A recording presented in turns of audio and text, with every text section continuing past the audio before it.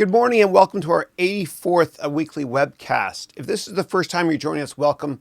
If you've been with us before, welcome back. And so the way the call works is it's 3 hours. It goes every Thursday from 8 a.m. until 11 a.m. Pacific time. And I answer the calls in the order in which I received them. You can ask me anything. This is an AMA like Reddit. Ask me anything. You can ask me business questions, personal questions, career questions. And the call ends again in 3 hours. But it's saved online forever. And usually what we do is after 1 day or so after the call is over, I have my team transcribe the whole thing. So you can go into the description field always 1 day after the call is done live, and you can click on different times and different questions to get immediate answers. And so I humbly try to answer every single question you provide me with. If I miss your question or I don't answer it correctly, just put me on the spot because I want to humbly help if I can. And so I hope that all of you are healthy and your families are safe. We've been quarantined here for a couple weeks now here in California where we live. It's been rough. It's been rough, but I'm looking at the positive side, which is we all have our health and we're all together. And a byproduct of it, and you know I'm a glass half full guy. My cup overfloweth with optimism. You know, it's terrible what's happening, but at the same time, we're getting an unbelievable opportunity to really bond with our families. So you got to look at some of the positives. You know, of course, we hope and pray that this awful crisis that we're in the middle of right now passes very soon. And, you know, God bless all those that are sick. And I have so much respect for doctors and healthcare workers. I mean, they're on the front lines risking their lives every day. And my heart goes out to them. So I pray also that they stay healthy as well. Thank you. Okay, let's begin. So the first question here is from Rohit. He's saying, good morning. Hope all is well. Likewise, thank you. And Saloni is saying, good morning, Chris. I'm very fortunate to be here. Thanks for the opportunity. That makes two of us. Thank you. I appreciate it. Appreciate it. When one teaches, two learn. And Shubham is saying, hey, Chris, I have recently started to lose motivation for working and learning in this lockdown period. Can you give me any tips to build it back? Thanks for your work and hope you and your family are safe. Thank you. And I love that question. Thank you very much for asking it. So I think that what we have to do is we have to write down all of our daily goals. And I'm going to show you how I do this. I actually have a template here for you. You can download. 1 second, please. So I have this this template here that it's a daily schedule template I created that you can download in PowerPoint or many different file formats. And what I do is I write down all of my goals the night before that I want to achieve the next day. And goals can be really simple things like getting 20,000 steps, which, you know, means 10,000. Or it can mean something along the lines of eating healthy, or picking up the phone and making that phone call or that Zoom call to your parents or loved ones. And so it looks like this, and I'll give you the address in a second. You don't have to give me your email or anything. It's just go to harounventures.com. /schedule, all lowercase. And I'll show you that in a second in more detail. But what I've got here is I just have a daily schedule, and I fill this in the night before, like every night around 9 o'clock or so. And I schedule lots of things, not just meetings and whatnot, but also me time, you know, to go for a walk so I can release endorphins. And if you can't leave your house, if you have an exercise bike at home, obviously you can use that. Or what you can do is if you love to cycle, you love to ride your bike, you can order these special devices that prop up your bike so you can ride from home. Or you can just do jumping jacks and search online also for workouts to do from home. There was a program I did years ago called P90X, which was helpful. And I'm sure that's available online. If not that, then something similar that's free. And so for me personally, I find that I lose my motivation if I don't exercise every single day. And it's amazing how if you treat this well, this works much better. And so for me, I'm not happy unless I exercise because it releases endorphins and serotonin and whatnot. So that helps me a lot with my motivation. I also try to make sure that I take 1 day off a week if I can. I know it's tough, but you got to rest 1 day. And if you don't rest for 1 day, it's hot in here. with all these lights. If you don't rest for 1 day a week, then you will burn out. You will burn out. And I remember when I worked at Goldman Sachs years ago, one of my clients was this wonderful woman, a portfolio manager at a firm called Manulife in Toronto. And her name was Rhonda Chang. And she knew I was burned out. And she gave me great advice. She said, Chris, the best advice I can give you now that you're starting your career, and I was much younger then, she said, is the day you come back from your vacation, the first thing I want you to do is I want you to open up your calendar, look out 6 months, and book your next vacation. You got to schedule time to rest as well. You really do. And let me show you this from a top-down perspective, and then I'll show you how to get the digital version for free, of course. So basically, you write down the night before what you're going to do the next day. Every single item, okay? And I put it on a clipboard, and it's messy sometimes when I build it myself, when I write it by hand, but I actually have this right beside my sink in my bathroom. So before I go to bed every night, this is the first thing I see. And when I get up in the morning, this is the first thing I see as well. And so the night before, what I'll do is I will actually write up my schedule for the next day. And I'll do it by hand. I like doing it by hand because I like to repeat my goals every day. And you write down your goals on here as well. Now, let me show you how to download this and how to use this. So you go to my website, which is harounventures.com. And then you go /schedule, all lowercase, schedule. And you can click here to download this file that I'm using right now that I'm talking about. Let me open it up here. And this works in PowerPoint and many other form factors as well. So let me make this a bit bigger so I can go through it with you. So what you can do, and I have this big yellow box here. It says, please note, this is my format. Delete this box and make your own format if you want, because my priorities in life are different from everybody else's. And so what I do is I start out by writing the day number, and I try to challenge myself to see how many days I can do this in a row. So if I do it 3 days in a row, then the third day is day 3. My record is about 30 days. Don't do it on the weekend, though. You'll drive yourself crazy. You write the date, and then your biggest goals. And this is an older one for me.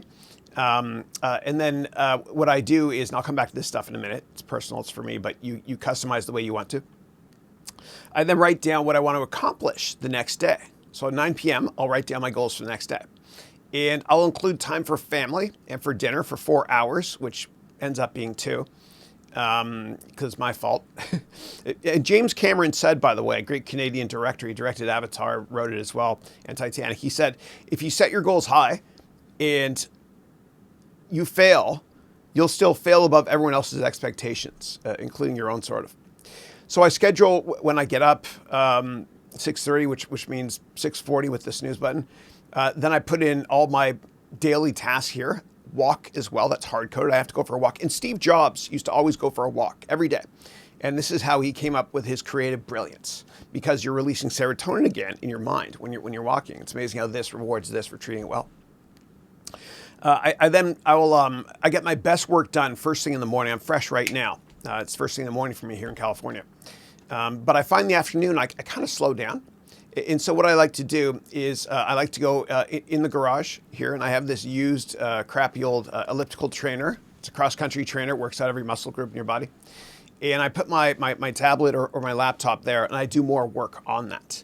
And I find it helps out because if you exercise while you're working, as long as you're not too distracted, but if you exercise while you're working and it's the afternoon, it feels like you just woke up, and your brain is like a sponge. You can absorb a lot of stuff.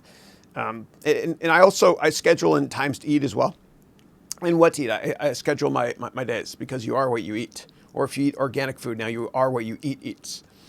And then I schedule a little bit of weights. I'm not that big of a guy, but it makes me happy if I do some weights.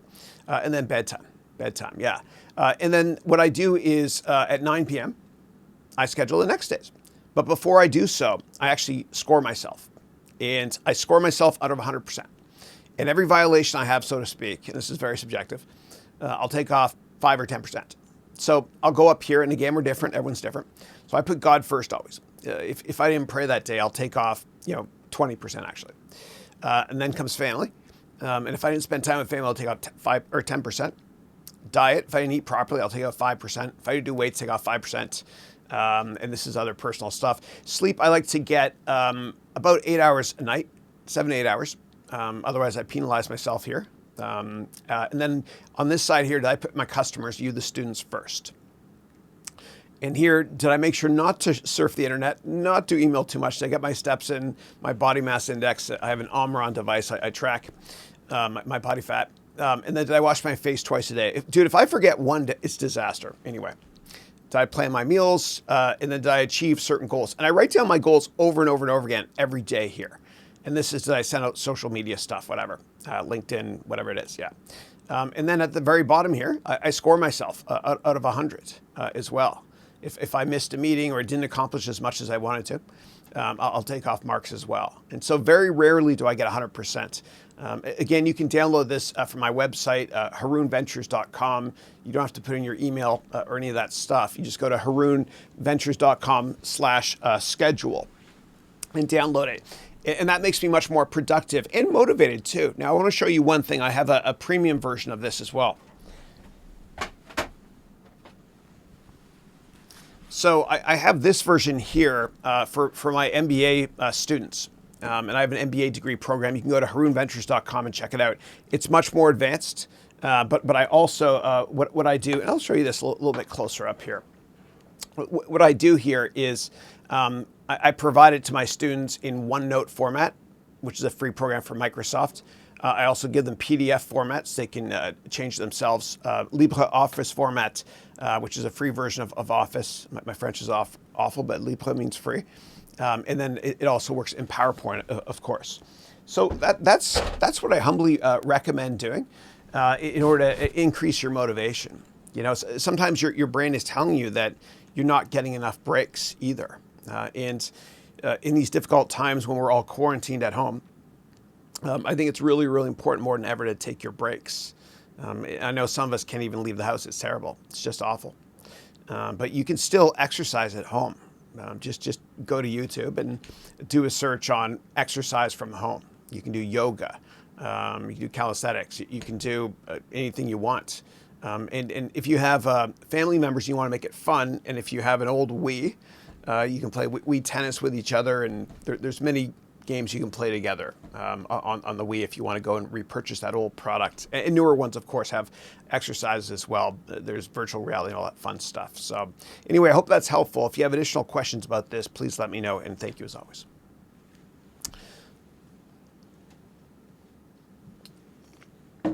Hi, Neil.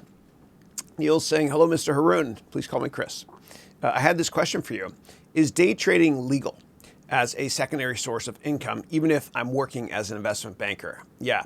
So first of all, I don't recommend day trading because I think what happens, you get fooled by randomness. You have no idea, for example, in the commodities market, what kind of saber rattling is going to go or arguing between Saudi Arabia and Russia when it comes to oil.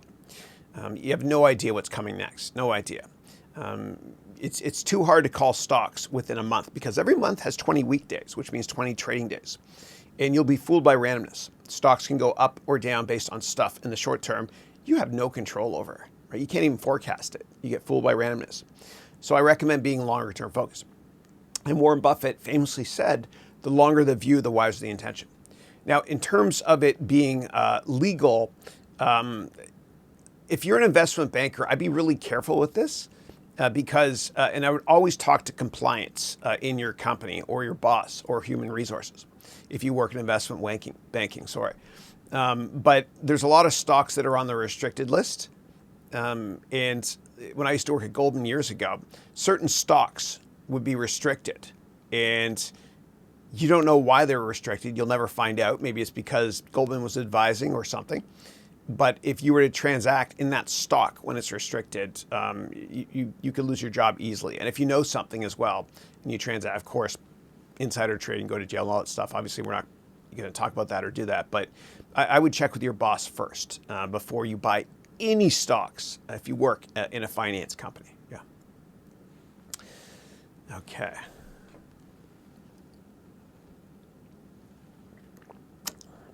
So I've got this heated product here for my coffee. It's called the Ember. It's only okay. I don't recommend it, but what I do recommend is you can get these little heated mugs. Corsi is the name of the company that makes them. I don't get compensated for mentioning anything, but I think that like we don't know if we have it, this terrible disease, and so what I do is I drink hot water all day just in case, It's a prudent thing to do, and also we're pretty uptight and cautious, rightly so, here at my house when it comes to stuff we get in the mail. So whenever we get boxes in the mail or whatever it is, we used to wait 1 or 2 days before we opened it, and then we just use the product. Now, because it looks like according to the health experts, and I'm certainly not a health expert, now because we don't know how long this virus lasts or mutates even, it could last more than 2 or 3 weeks on any device or any product you buy. I mean, you look at the cruise ship that was stranded off the coast here in San Francisco by the Golden Gate Bridge. 17 days after people left their rooms there, you could still get infected by just touching stuff in that room. It's crazy. So what we do is this. When we get something in the mail, we wait a day or two. Then what I do is I open up the package and I put a towel on the driveway, and I have gloves on, and I empty out the contents of all the packages, including boxes within boxes. So with my face cream, it's Neutrogena. I took it out of the little box and didn't touch it and just plopped it down there on the towel. Then I have Lysol, and this is out there right now. But I spray everything, and then I turn everything over and I spray everything again. I wait a bit. Then I got another towel and I wash it off and I put it into just a regular box that I've had in my house for ages. Then I bring it into the house. And it's really dangerous with food because the only contact a lot of us have or are going to have for the next little while when it comes to the outside world is food products that we buy, if they're delivered to you even. So if you get a loaf of bread and it's in a plastic bag, dude, don't touch that plastic bag. If you do, use gloves. Dump it into a Tupperware, plastic box or whatever you have in your house. And even with frozen foods, we think that frozen foods are we're fine. You're not, because it's actually worse. If somebody makes a pizza and then puts it into a cardboard box and freezes it and sells it to you, the virus is actually frozen on it. Just be really, really careful if you can. I'm certainly not a doctor or an expert in this area. But if you want, go to my LinkedIn profile. And I think it was last week. And for those of you watching the replay, today is April 2nd, 2020. I think it was last week where I posted a 13-minute video from a very successful doctor in Michigan on how to clean food when you bring it home from the store. All right. Next up, Sloane is saying a quick fun game. Imagine that you are Donald Trump. It's not fun. No, I'm just kidding. Imagine that you were Donald Trump, and he's really, really, really successful. I can't do it right, but the guys on TikTok make fun of him perfectly, or your Android device, because it makes this crazy world that we're going through right now seem a little bit less depressing, because you've got all these people that are at home that create these little videos. They're all in their house, and some of them are absolutely hysterical. So download the app if you can. It's funny. And what I do with Dylan, my youngest one, is when I put him to bed at night, we say prayers. And then what we do is we watch TikTok videos. And it's hysterical. It's fun. But there's a guy on there that imitates Trump and Obama at the same time, and he's hysterical. He's funny. It's funny. Okay, so you wrote here a quick fun game. Imagine that you are Donald Trump. You are on. Oh, by the way, they say the cure for COVID is coming this fall, because it's an election year. No, sorry, I'm totally kidding. By the way, I'm totally kidding. And oh, by the way, so I'm doing this from the United States. I'm Canadian and American actually now. I got my citizenship a while back, but just given the fact that things are really tough here. Like, we have twice as many cases now as China does. It's brutal. It's brutal. And so I try to be patriotic. I don't know if you guys can notice. I've got, here it is, red, white, and blue. And then also on the shelf here, I've got red, white, and blue as well. So my heart goes out to people in America that have it, as well as people all over the world as well. Yeah. Okay, so you wrote, you're on a plane, it's about to crash with Donald Trump. Oh, the plane dudes have only one parachute. How would you convince them to give you the parachute? Yeah, yeah. I know that I saw one of these jokes go around about this. It was two politicians and a child. And the politicians, and there's only two parachutes on the plane. And so one politician, who I won't mention, it's a joke, but grabbed one parachute, and that meant there was only one parachute left. And the second politician was a little bit more ethical, but still unethical because they're politicians. And the little kid said, "Here, you take it." And he gave it to Trump. And then what happened was you thought, "Oh my God, what's going to happen to the kid?" And the kid was laughing because the kid actually gave him his lunchbox.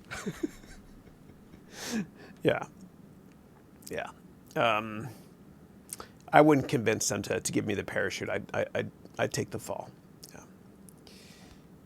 All right. Next up is, what advice do you have for people with no business background to get into venture capital someday? Yeah.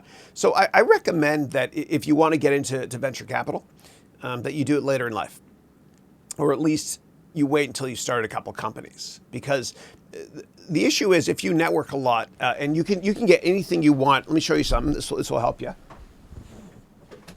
You can get anything you want if you network, any type of job you want. More important than school, that's right.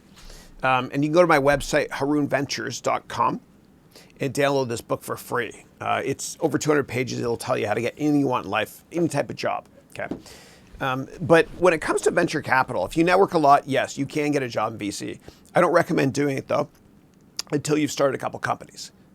The reason is because, let's say you network a lot and you've never started a company before, and you get that coveted job in venture capital. Well, at some point, you're going to have to start, convincing entrepreneurs and startups to take your money, the firm's money, so the venture capital firm can invest in them. And these entrepreneurs might favor other venture capitalists over you, because what happens is when a venture capital firm invests in a startup, that venture capital firm and the partner in the venture capital firm that champion that investment, that partner will sit on the board of that company. And you can't sit on a board of a company and give advice to a startup if you've never started a company before. So you won't win very many deals. So what I would do is I would wait until later in your career. And people think that venture capitalists make a lot of money. They actually don't. There's maybe 10 venture capital firms where people make a ton of money, and the rest of them are fighting for scraps. And most investments that venture capital firms go to zero. Only 1% of the top 10 VC firms, only 1% of their investments become unicorns, which means a billion-dollar company. And Sequoia, which is the best, sequoiacap.com. You can go to that website and check it out. And I've been on boards and in board meetings there at Sequoia. I've invested in companies they've invested in before. Their success rate is 5% for unicorns, which is 5x the other top firms, which is unbelievable. Unbelievable. But I have friends that have worked at, one friend in particular who I won't mention, but he works at the largest venture capital firm in the world.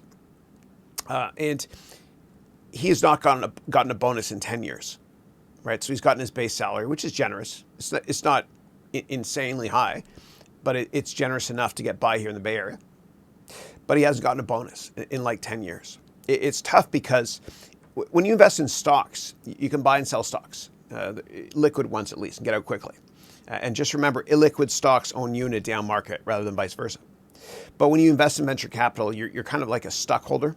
You're there for the long run. It's so hard to harvest these assets, and harvesting means selling the company to another firm or taking the company public.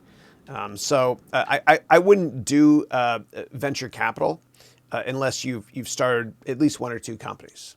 Yeah, that's what I recommend. Yeah. But you also got to network a lot. And again, you can go to my website, harounventures.com, and download this networking book, as this will help you get a job or anything you want, and it's free too. Yeah. And I also have a course on Udemy called the Complete Job Course, which it's a 30. Actually, it's a lifetime money back guarantee if you buy it. I put my reputation online, and I personally guarantee it as well. You will get the job of your dreams if you finish that course. I'll show you how to get there, actually. Actually, just go to udemy.com and do a search on my name. You'll find it. You'll find it, yeah. Oh, I love coffee. So good. Okay. All right. And then Saloni's asking me about how to convince somebody on an airplane to give you the last parachute. And then you ask to follow up about sales strategy. So I would say in general, and thanks for the question. In general, people don't realize when it comes to sales is that relationships are always more important than product knowledge. Always. You know, a big rookie mistake in business is you go to a meeting and you meet somebody for the first time and you jump right into business. That's not how it works. You got to bond before business, always. You know, you got to treat people like celebrities and celebrities like people. Always bond before business, because in business, relationships are always more important than product knowledge. Always, always, always. And so don't ever sell something until you've bonded first with somebody. And even then, once you start selling your product or service, the second you can tell that they're slightly interested, stop selling. And the reason is because it's called selling past the close if you do so. Because what the other person will be thinking is this: gosh, this product or service sounds great that Chris is talking about. It's amazing. I'm in. Yeah, I'm in. And I'm kind of showing him I'm interested. Why does he keep selling it? Am I missing something? Why am I so lucky to be given this opportunity? I'm not going to buy it. So you got, the second you sense that they're interested, just immediately stop selling. Please, please, please, please. And keep in mind that no, when they say no, it means not yet. And don't forget to ask for the sale. So many people go to sales meetings or meet with clients, and we'll do a lunch meeting, whatever, and they don't ask the simple question, which is the sale. They don't ask for it. You know, it's prophetic and been true since the beginning of time. Ask and you will receive. You got to ask over and over and over again. It's like getting a date. And I suck at dating. My wife is way over my head. But if you want to get a perfect spouse, you got to ask over and over and over again. And as Michael Jordan said, I've failed over and over and over again in my life, and that's why I succeed. Michael Jordan, not me. I mean, he's successful. Okay. All right, next up is Neil. Hey, Neil. Neil's saying, what are the other multiple sources of income that one can have when he or she is having a 9-to-5 job? Yeah. So I recommend teaching online, and everybody can do it. Everybody can do it. Everybody's got something to teach, and I'm going to give you a couple of free courses right now to teach you how to do it. And so I've been teaching online for a couple of years now. And it's been so fun. I've met with so many amazing students that have inspired me so much. But I've made every mistake there is to make. And so I want you to work smarter, not harder. And I want you to use the courses that I've created for free and learn how to teach online. And we all have something to teach. There's this great woman named Teresa Greenway. And it breaks my heart. And I remember I interviewed her years ago for my Inc. column. But she said, I asked her, why does she teach? And she said, well, she was in this abusive marriage. It was terrible. The bastard hurt her and stuff. It was terrible. And they were dirt poor. And she finally got the strength to stand up to that son of a bitch and take her kids with her. And she was living off of food stamps, and she didn't know what the heck to do. How's she going to support her family? And so she was at home. She thought to herself, what can I do that I love doing? And so Teresa decided, well, I love to bake bread. How prophetic. And now she teaches the world how to bake bread from home. And she's made a ton of money. She's amazing. She's great. Ninja, also, for those of you that play Fortnite. I don't, but my kids do. My kids are not allowed to play during this webcast. They know that. But for those of you that play Fortnite, there's this guy named Ninja who makes millions of dollars streaming it. And he started out teaching on Udemy as well. And so did Teresa. And I don't get brownie points for mentioning Udemy. It's an algorithm anyway. But I just want to humbly help if I can. But let me actually show you the free courses on Udemy because I want to help if I can. So let's go here. So what you can do is just do a search on my name on you can go to Chris Haroun Udemy. It's the easiest way to explain how to get there. And then just click here. And then what you can do is just scroll down here, and you'll find 2 courses that I recommend. One of them is called 40 Tips on How to Make a Great Online Course. And then the other one is called Another 40 Tips on How to Make a Great Online Course. And they're based on 40 mistakes I've made teaching online. They're free, but hold on one second. Let me see if I can find it. They move these around sometimes. So go to you'll find it. Oh, and I did it in tons of languages, and they're free. I did it in 10 different languages. Arabic, etc. But you can find them here. Just keep searching through my name. I've got over 50 courses. I overdo it, I know. So here's one of them. This one's called Another 40 Tips on How to Teach a Great Online Course. And I have one course called 40 Tips on How to Teach a Great Online Course. So you can go here to learn more about them. And this one's over 4 hours. So anyway, just go to my profile on Udemy to learn more about this stuff. And again, it's free. And everybody has something to teach. And as Seth Godin said, you already have everything you need to build something bigger than yourself. If you have a cell phone, an internet connection, you can teach online as well. And take my free courses on how to teach online. Because again, I've made every mistake there is to possibly make, and I want to help you work smarter and not harder, and generate income from home as well to support your family. Yeah.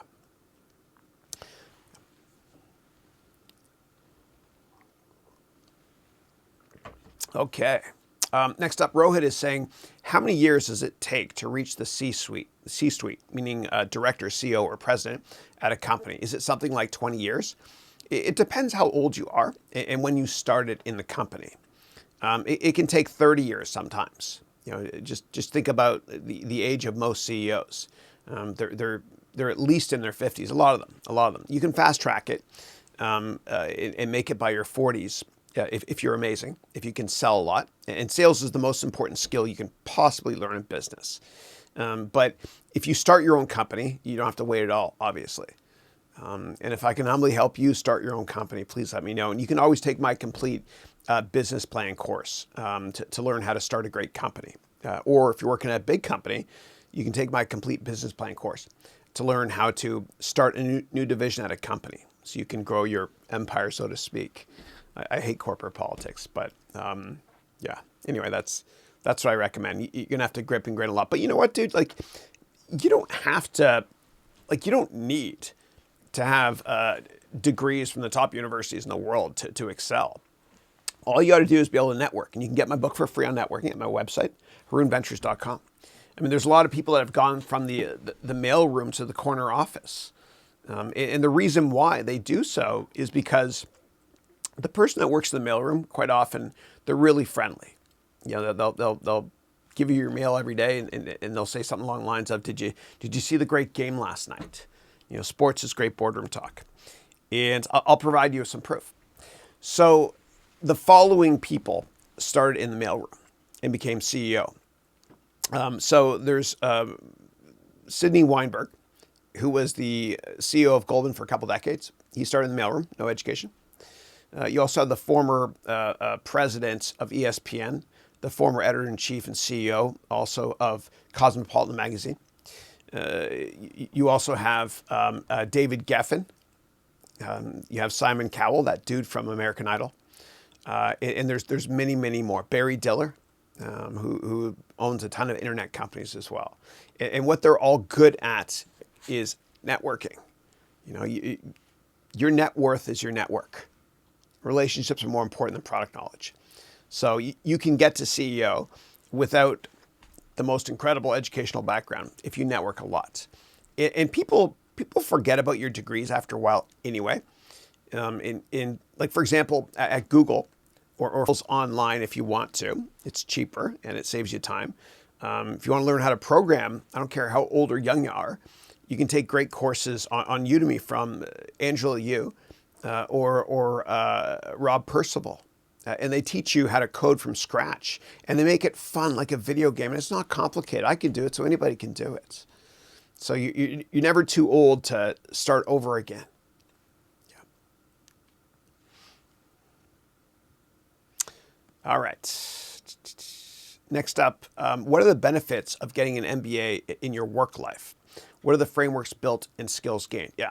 So the only reason I recommend somebody go to a traditional school and get an MBA is if they've tried 100 or 1,000, I should say, networking meetings, and they still can't get the job of their dream. And you might think, Chris, that's ridiculous. Really? 1,000 meetings? Well, let's pretend that you did 1,000 meetings and I paid you $100 to do each one of those meetings, informational meetings by networking. Well, $100 times 1,000 meetings is $100,000. And so that's what business school costs. It's crazy. And had I known what I know now, I probably would not have done an MBA. I would have networked like crazy. And I used to try to network to get jobs, and I give up after one rejection, whatever it is. If you want anything in life, you got to ask over and over and over again. You got to be relentless, like a pit bull on a pork chop. You'll never get a date if you give up after asking one person out. J.K. Rowling, who's the brilliant writer of the Harry Potter series, she was, and poor thing, she was a single mother, and she was an assistant. She hated her job, and she was rejected by 30 different publishers, but she was relentless. She just kept at it. And you got to tell yourself, I don't give a damn what people think of me if I fail, because I'm going to fail a lot in my life. But as Mark Cuban said, you only have to be right in business one time. So be relentless. Be relentless. And network as much as you can to get that coveted job or to make that career change. Anybody can do it. You just have to be able to withstand failure and not give a damn what anybody thinks of you. Because as Michael Jordan said, I've failed over and over and over again, and that's why I succeed. And he also didn't make his high school basketball team. A lot of people don't realize that.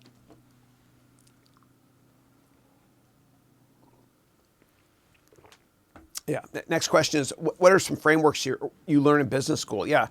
So for those of you that have ever taken a business course, or you have an MBA or undergraduate business degree, I want you to think back. And for every class you had, I want you to think of one framework you learned that you can apply in the real world. And if you didn't learn at least one framework, then it was kind of a waste of money doing that degree anyway. But I teach a ton of frameworks, including interview frameworks, presentation frameworks, how to manage your own money frameworks, et cetera, et cetera. Most business schools, you'll go and get an MBA, and you're taught how to manage other people's money, but not your own. And I remember when I graduated from MBA school years ago, after a decade or so, I wanted to buy an apartment. And I talked to my buddies, and they're like, "Yeah, Chris, I had the same problem you did. I don't know how a mortgage works." And so all of us were like, "Hey, Mom, Dad, how does a mortgage work?" You think they teach that in business school? A lot of times they don't. They teach you how to manage other people's money and not your own. Business school, they don't teach you how to network either. Relationships are more important than product knowledge. In business school, they don't teach you how to sell. That's the most important skill in business. I mean, every CEO or great entrepreneur, they're great salespeople. The same thing with partners in law firms or venture capital firms. You make partner because you can sell product, sell services, and sell yourself. Business schools also don't teach you how to present. And if you're not taught how to inspire a group of people or lead a group of people by presenting, you're not going to reach your full potential in life. So I think that business schools don't teach you the most important skills that you need to survive in life. I have my own MBA degree program. You can go to my website, harounventures.com, to learn more about it. But I pride myself on teaching my students real practical skills that they can use immediately in the real world. No theory. Okay.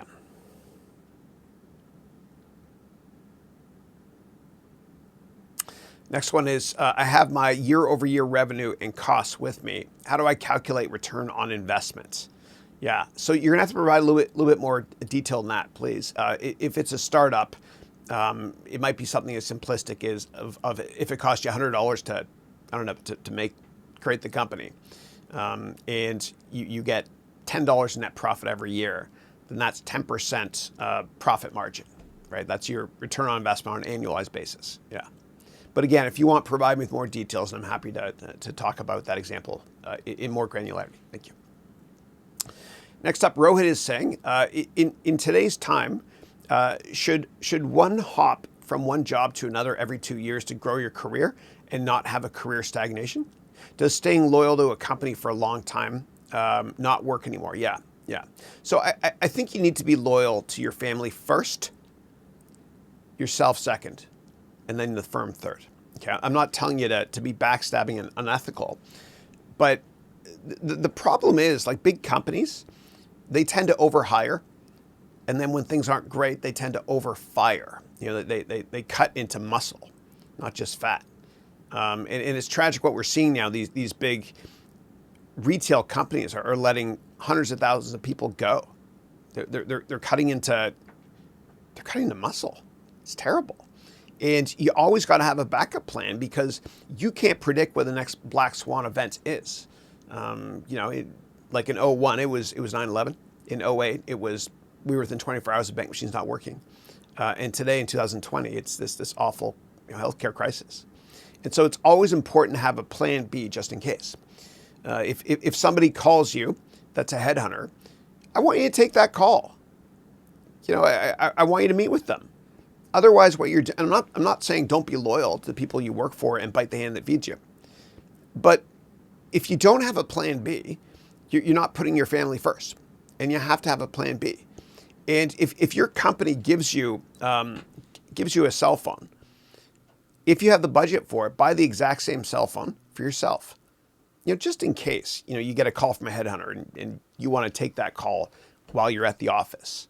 And I'm not telling everybody to be incredibly disloyal and, unethical, etc. But you've got to have a plan B always. You've got to have a contingency plan just in case.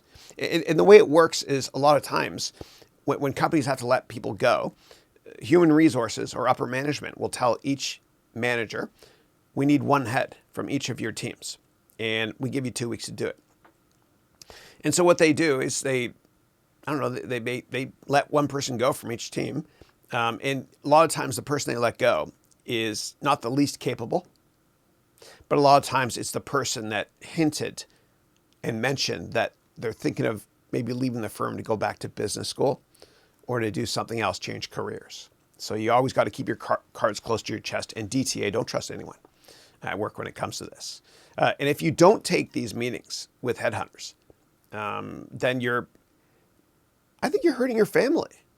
I really do. Or your future family. And you just got to be careful. You always got to have a plan B. Always, always, always, please. Okay.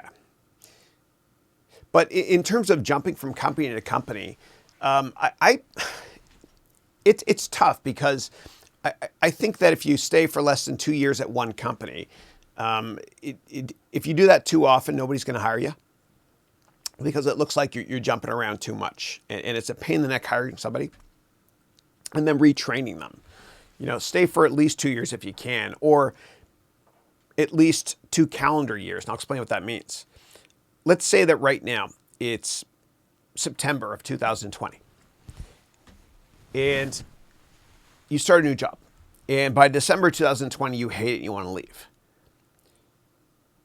Tough it out one more month till January 2021, so that on your LinkedIn profile, you'll basically write job X from 2020 to 2021.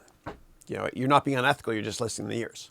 And of course, if you're asked about it, you'll totally tell them when you started and left that company and why. But just be careful. Be careful when you move from one job to the next. All right. Next up is, how do you make sure that your lawyers don't screw you over? What precautions to take? Yeah. So your own lawyer is usually not going to screw you over. They represent you. And if they did, your own lawyer that you pay, then their reputation would be shot. And they have to keep confidential the information you share with them as well. They have to be ethical. It's kind of an oxymoron, ethical lawyer. Although I do love civil rights lawyers. I love you if you're civil rights lawyers. Otherwise, forget it. But no, they wouldn't dare do that. They wouldn't, because their reputation would get shot. And they can get sued themselves as well. Yeah, so I wouldn't worry about that. And a lawyer is kind of like The way I think about it is this. Let's say you're driving your car and a taxi cuts you off. You're like, oh my God, I hate that taxi. That's a lawyer representing somebody else, okay? But when you're in a hurry to get to a meeting and you're late and you're in a taxi in the back seat and your taxi driver is aggressive to get you there on time, you love that taxi driver, that lawyer, right? And so it's illogical to think that a taxi driver would get you to the meeting late on purpose. I mean, it's fiscally irresponsible. They're motivated by tips. Yeah. So I don't think many lawyers would do that, to be honest. Yeah. But I do believe that if you're getting sued and it's a big amount, hire two different lawyers if you can. It's kind of like if you have a doctor that tells you have this awful illness and you need to get surgery immediately, get a second doctor, a second opinion, just in case.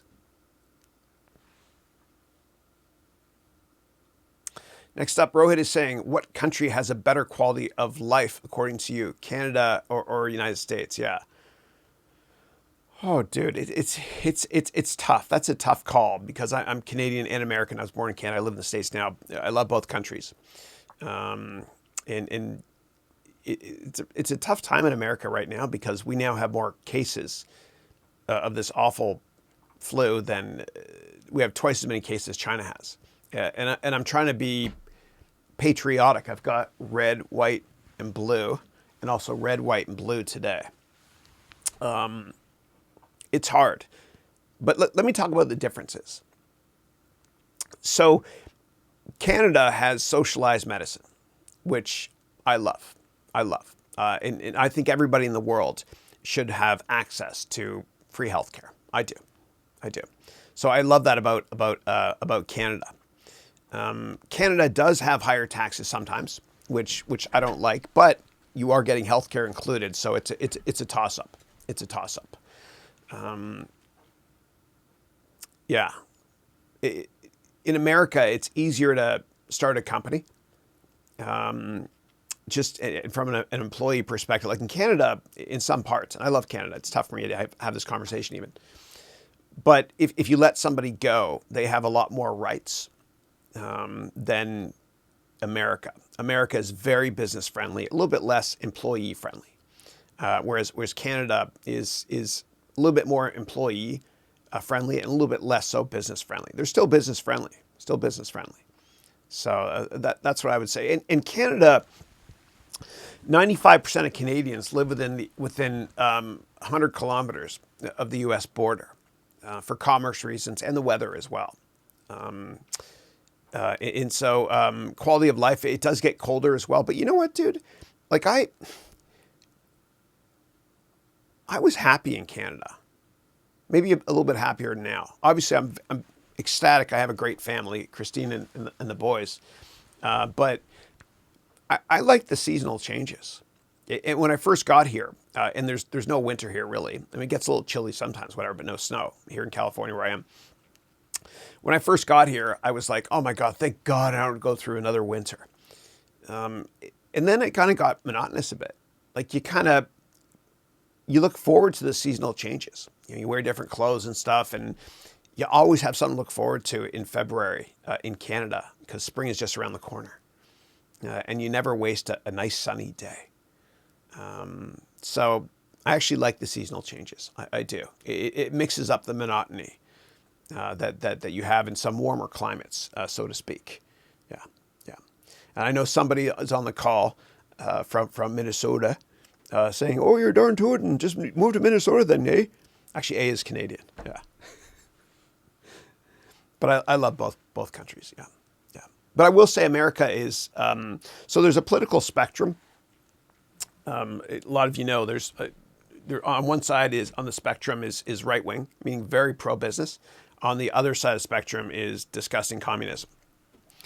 And America has two major parties, Republicans and Democrats. And so Republicans are here, Democrats are here, and then in Canada, the most right-wing party is here. Okay, so it's a little bit more lefty, but it's still business friendly. It just depends what you want. And for me, like school was dirt cheap. I went to undergrad at McGill. I think it was $500 per semester in tuition. It was cheap. It was incredible. It was incredible. Yeah. Versus the $100,000 in debt people have in America. But America is land of extremes. There's extreme wealth, extreme poverty, and there's something called the American dream, which means anybody can make it from any country if they move here. Yeah. But what I will say is there's something about, and I've got this wonderful poster on the wall here today. It's on Tucker, A Man in His Dream. And it's about this dude named Tucker who started this automotive company. And he epitomized the American dream. And Jeff Bridges did a wonderful job in that movie, Tucker, which was directed by Francis Ford Coppola, who did Godfather and Apocalypse Now. But Jeff Bridges did a great job at being the quintessential American salesperson.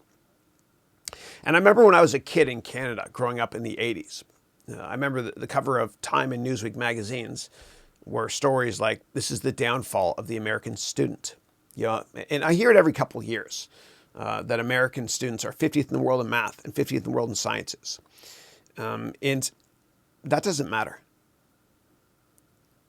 Because, and I realized that when I started teaching here in America, I realized that, and by the way, 50% of my students are always born overseas. So what I'm about to say is not an American thing. It's just a cultural thing. It doesn't matter where you were born. And 50% of all engineers and founders here in the Bay Area were born overseas.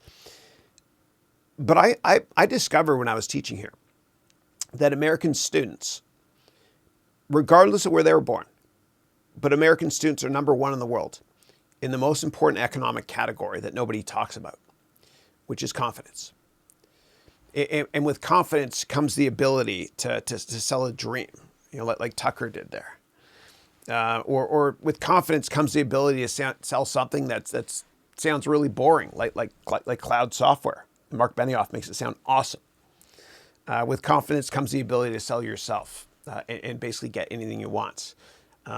There's a fine line sometimes between confidence and arrogance, but I do think that American students, again, regardless of where they were born, are number one in the world in the most important economic category nobody talks about, which is confidence. Yeah.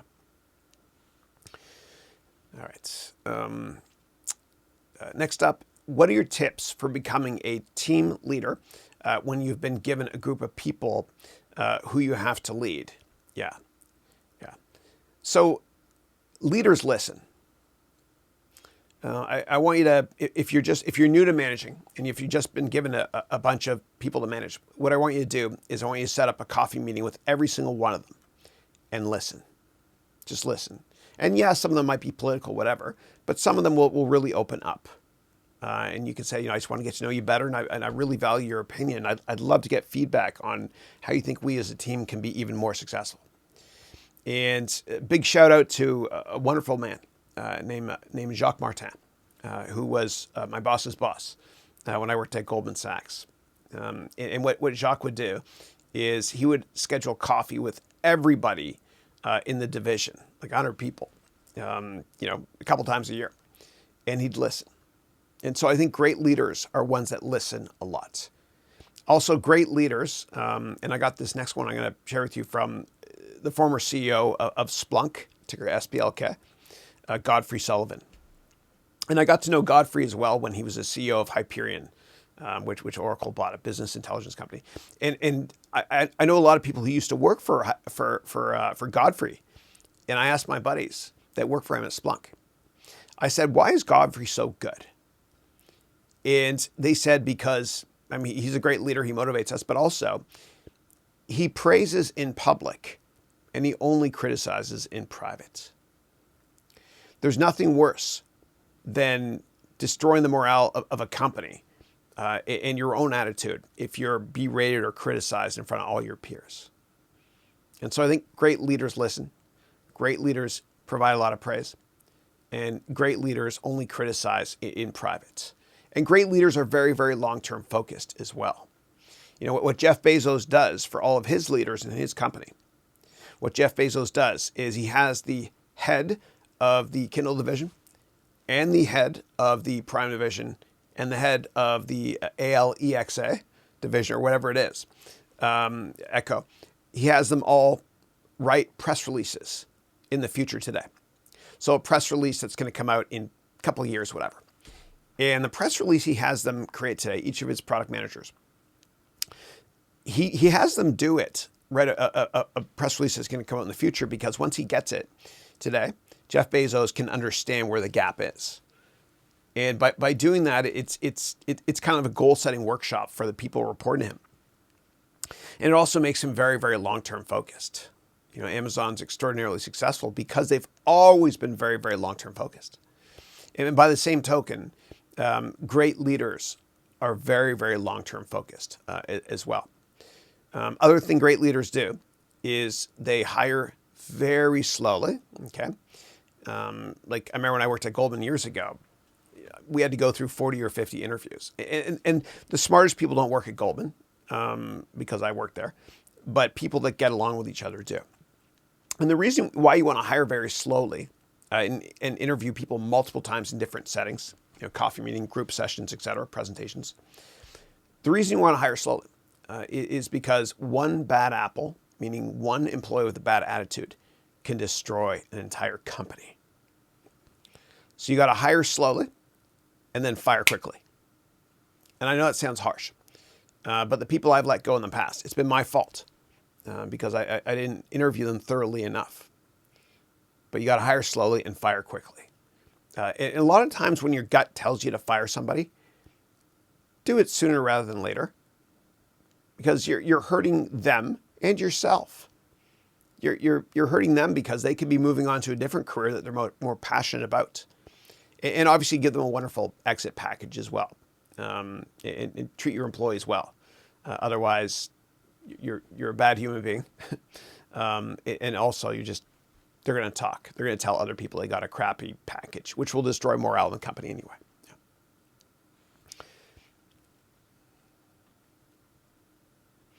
Aditya, hey Aditya. Aditya is saying, hi Chris, hope you and your family are doing well. I want to ask you when the perfect time to start a business, a research and consulting business. Yeah. You know, next year, next decade, you're going to wish you started today. So start it now. Start every company you want to start on the side while you're working for somebody else. And you can take my complete business plan course if you want to. It'll help you a lot. It'll help you a lot. And most people don't write business plans. And failing to plan is planning to fail. You got to write a business plan. And if you don't, then you're setting yourself up for failure. Because when you write a business plan, you might convince yourself after working on it for a while that it's not a good idea. So write that business plan first. And you can always do it while you work for other people. Yeah. All right. And they say that, and I've started companies in recessions before, and it's been the best time to start them because there's less competition. And also because you have the mindset of, I've got to be cheap, I've got to be cheap, I've got to be careful with my budget. And when the economy improves, and improves it will, business is always cyclical, but when the economy improves, you got nice leverage to the upside. Yeah. All right. Next up is, how is it that you stay so positive? Yeah, no, thank you for that. Whenever I see a crisis, I see an opportunity within reason in business. And you got to condition yourself to think differently from everybody else. You know, Warren Buffett said, you got to be greedy when others are fearful and fearful when others are greedy. And I think if you have a negative attitude, you'll never reach your full potential in life.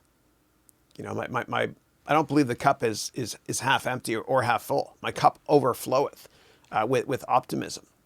And what I did years ago, and I recommend you do the same, is I cut off everybody in my life that's negative.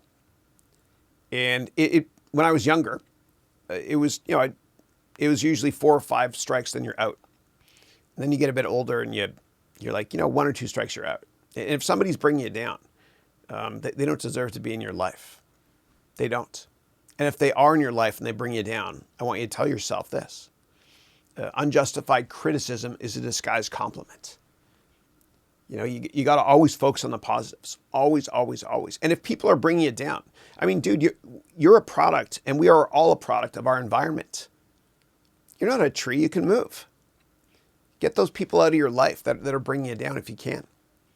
And whatever makes you happy and more productive at work, do it. If it's drinking coffee, which I love, and I'll go to bed some nights, I'm like, I can't wait to wake up to get my coffee.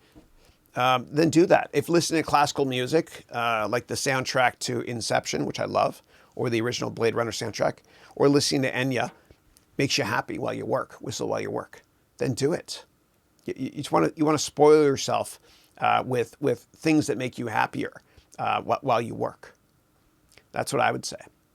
But cut off everybody in your life that's negative. Please, please, please. Otherwise, again, you'll never reach your full potential in life. People will bring you down. Yeah. Yeah. Yeah.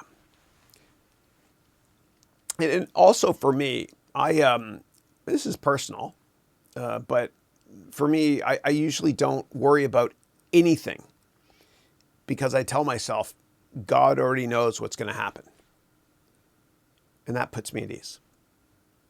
And worrying too much would be like me questioning my faith. Yeah. Next up, Sal is saying, how do we handle stress interviews? Yeah. So just know that when somebody's interviewing you and they're being a little bit aggressive with you, they might be acting. And so I remember when I worked at Goldman years ago, there's this guy who's a managing director named Aaron Lieberman. And it was a tough interview, man. Tough interview. But he was kind of and he was polite, but he was aggressive in a good way. Sort of. No, it was a good way.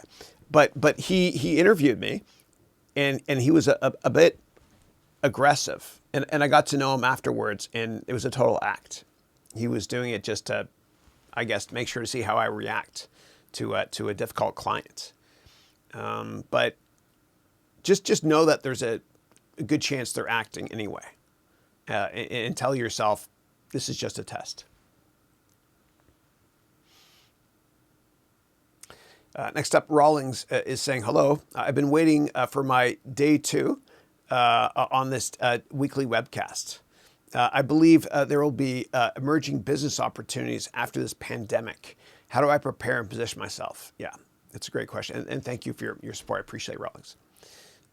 So whenever I invest in companies or stocks, I usually ask myself a simple question before I do research. I tell myself this. In 5 years, is this company that I might want to invest in? In 5 years, is this company going to be more relevant or less relevant than it is today? And that will actually stop you from investing in what are called value traps, meaning cheap stocks that are cheap for a reason. It'll stop you from being tempted years ago to buy Yahoo because it was cheap. More people are going to be using Google in 5 years than Yahoo. So I tend to look longer term always, if I can. So, and that way you can kind of see the forest from the trees. And I had an analyst that worked for me years ago named Jason, great guy. And I used to ask him to pitch stocks to me to put in our portfolio in my hedge fund.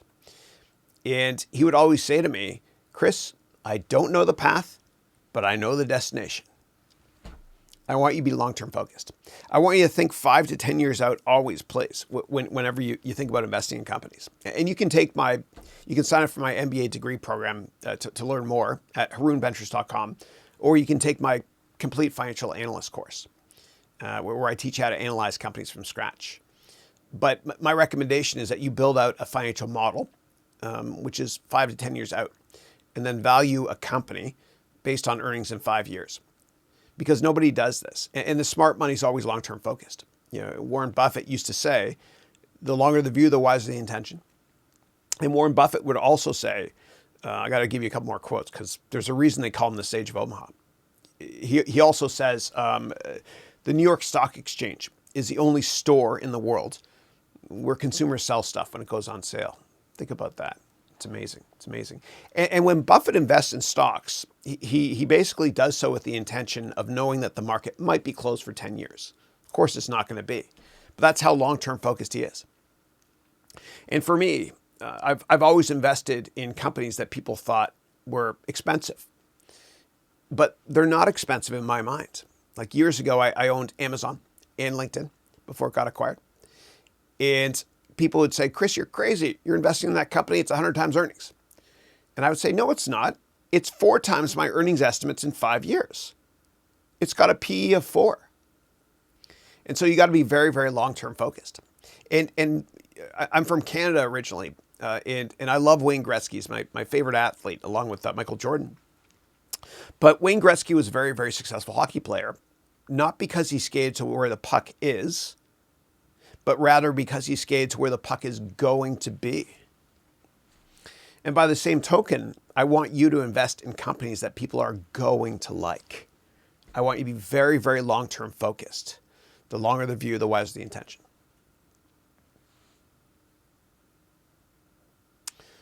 Okay.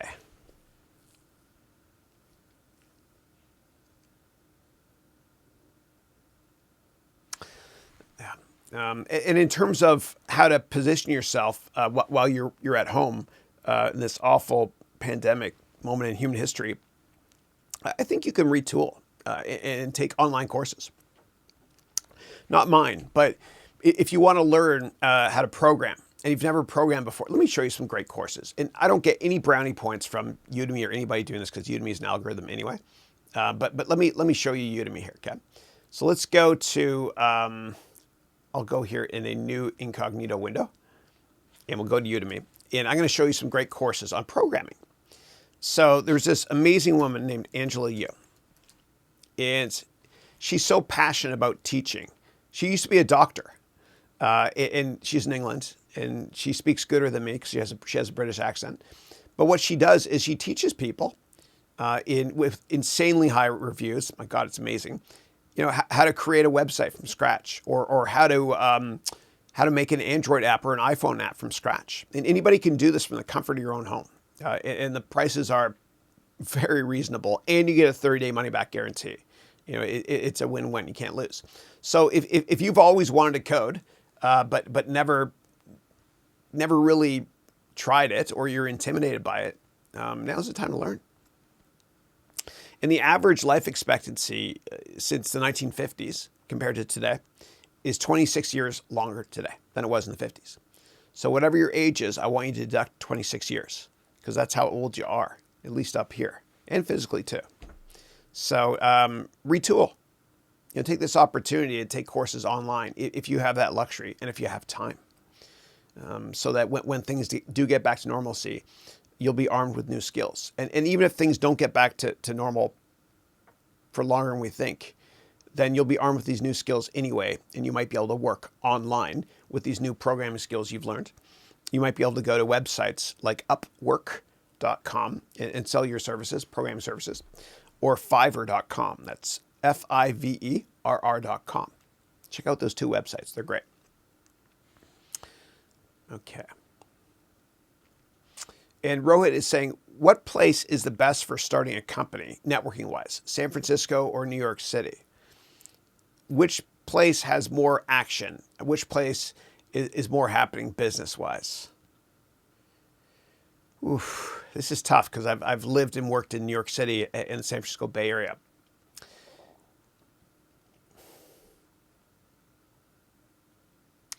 So it's a little bit different. New York City it's tougher sometimes because maybe it's a big city, right? Big cities, sometimes it's tougher to network there sometimes. And in small towns, you know, people are more laid back. So I'm easing my way into what I'm about to say. So on the East Coast in America, and in Canada where I'm from, failure is shameful. But if you fail, it's shameful. But if you try again and you're successful, all people remember is that you're successful. It's great. There are some countries in the world, which I will not name, where if you fail at something with a startup, it's shameful. And if you try again years later and you're really successful, all people remember is a failure. Here on the West Coast, in California, failure is not shameful. It's kind of like a badge of honor. I know it sounds out there, but the culture here is different. And 50% of all successful entrepreneurs and engineers in the Bay Area were born overseas. So this is not an American thing at all. But failure is not shameful. It's like, I don't know, it's laid back. It's like, hey man, cool, you tried. Try again. And as Mark Cuban said, you only have to be right in business one time. So please fail a lot. And Sal is saying, how's life in the Bay Area? Yeah. So it's rough. Everybody is at home. And as of this point, you're allowed to leave your property and go for a walk, which I don't think they'd ever change. Canada is getting tough. Canada is really serious about what's happening, to the extent that the police are fining people for leaving their home for non-essential reasons. Like if you're in your car and you're driving and you're not driving to the grocery store or an institution you're allowed to go to, police officers, which are everywhere, at least in Ontario, and I have family there, they'll pull you over and charge you at least $100, at least. And if there's 5 of you in the car, they'll charge you $100 to $150 times 5. You're only allowed to have one person in a car. So they're taking it really, really seriously. And it's a tough balance, man. It's hard because how dare they take away our civil liberties?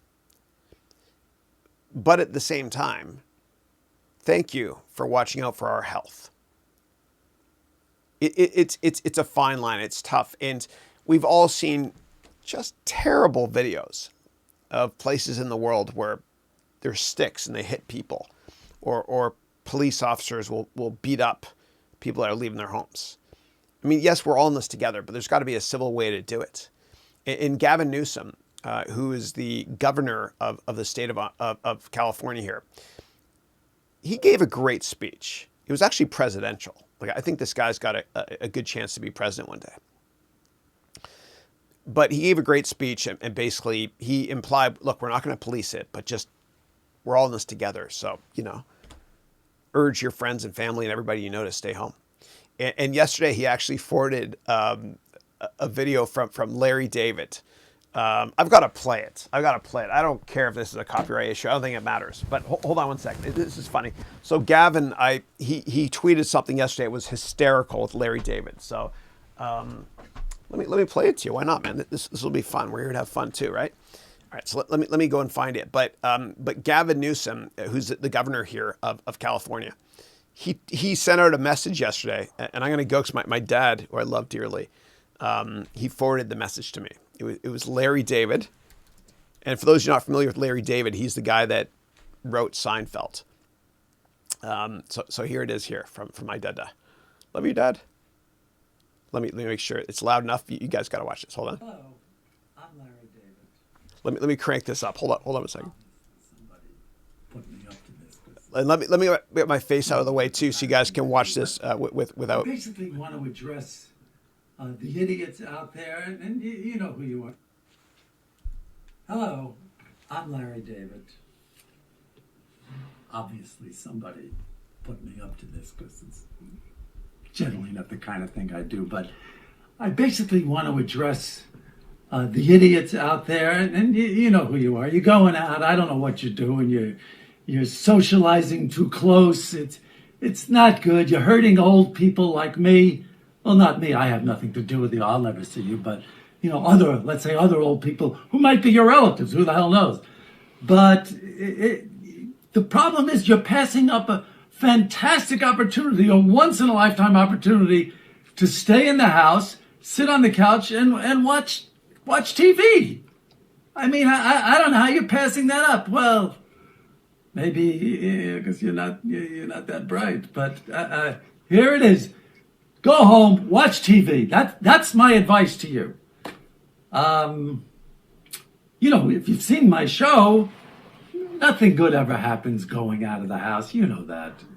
There's just trouble out there. It's not a good place to be.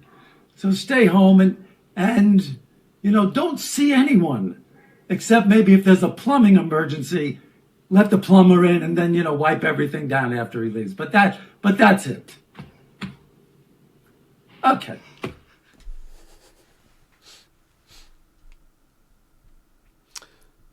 So that's a nice message there from Larry David, who again was he has his own TV show which is hysterical called Curb Your Enthusiasm. It's kind of like Seinfeld, but all the R-rated Seinfelds that could be broadcast. Again, he was the writer of Seinfeld, along with Jerry Seinfeld. Yeah. All right. Next up, Chris, you recommend more business biographies like Richard Branson and Bill McDermott. Please recommend more biographies like these. Yeah, absolutely. So I love listening to books on tape or audible.com. And I don't get affiliated or paid by anybody to mention anything, please. But Bill McDermott, for those of you not familiar with him, he was the co-CEO of SAP. He's now the CEO of I think ServiceNow. He has a great book called The Winner's Dream, and you got to listen to it. It's an amazing book, and it'll help you understand how to sell, and it's inspiring. And also Richard Branson, you mentioned there. So Richard Branson, he reads his books like they're biographies or business books, but he actually reads them, and it's important because his optimism shines through in his delivery as well. So I would check out those if you can. Aside from that, this was not a biography, but I want to make sure that everybody has read the book, How to Win Friends and Influence People, by Dale Carnegie. It'll really help you understand how to deal with people in business and how to understand that quite often in business, as he says, people are creatures of emotion and less so creatures of logic. So I recommend that one. I also recommend the Walter Isaacson book on Steve Jobs. And Isaacson also has a book on the innovators, the most influential entrepreneurs on the planet. It's a good book. So I would do that one. Aside from that, I did the Sam Walton autobiography back in the early 90s. I would go back and read that as well. And Sam Walton was the founder of Walmart. Anybody that inspires you in general, anybody that inspires you, Bill Gates, whoever it might be, just Elon Musk. There's a biography out there on him as well, which is a great read. Instead of you reinventing the wheel, you can actually go and follow the blueprints of successful people that have already done it. They're sharing their secrets with you through their biographies. So go to audible.com and listen to those, or read them if you want to as well. I prefer to listen to them. I have trouble finishing books these days. Yeah. Okay. Question is, how do you be the best manager? Yeah. And so I kind of answered that a little bit before when I mentioned how to lead people. And if you weren't happy with my answer, please, by all means, ask me. Yeah. Juan David in the house. How are you, Juan David? Juan David is from Venezuela. He lives in Chicago now. He's 16. He's published a book, and he's also given 2 TED Talks. It's amazing. It's incredible. His book is great. I've read it. So Juan is writing, how are you doing today? I'm great, thanks. You have a really nice quote in the back and a great picture of your kids. Admirable. Thank you. Let me show you my kids. And I guess I'll have to change camera angles. And by the way, for those of you not familiar with my setup here, it's just me here. But what I do is I have pedals, and I use pedals to change camera angles. And pedals, when you plug them into your computer in the USB port, they're just like a keyboard, and you just map certain. Yeah. So anyway, here are my kids here. There's Andrew, Dylan, and Matthew. They're like kids to me. Oh, I love them to death. Yeah. And so here they are. They're great, and they're all home as well, because of this awful crisis we're going through right now. And they're getting taught by teachers using Chromebooks, which is pretty cool. I got to be careful the glare doesn't mess things up. There we go. It's good. Yeah. Yeah. And the backdrop here, I'm trying to be patriotic, because we're going through a lot here.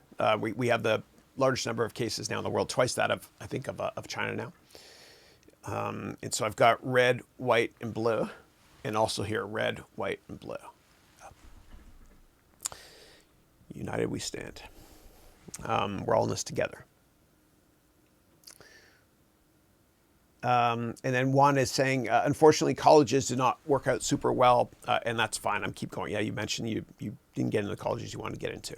But you can always try again. Or you can, if you go to a college that wasn't your number one pick, if college is something you want to do, you can always do a master's, at the school you didn't get into that you want to go to. Yeah.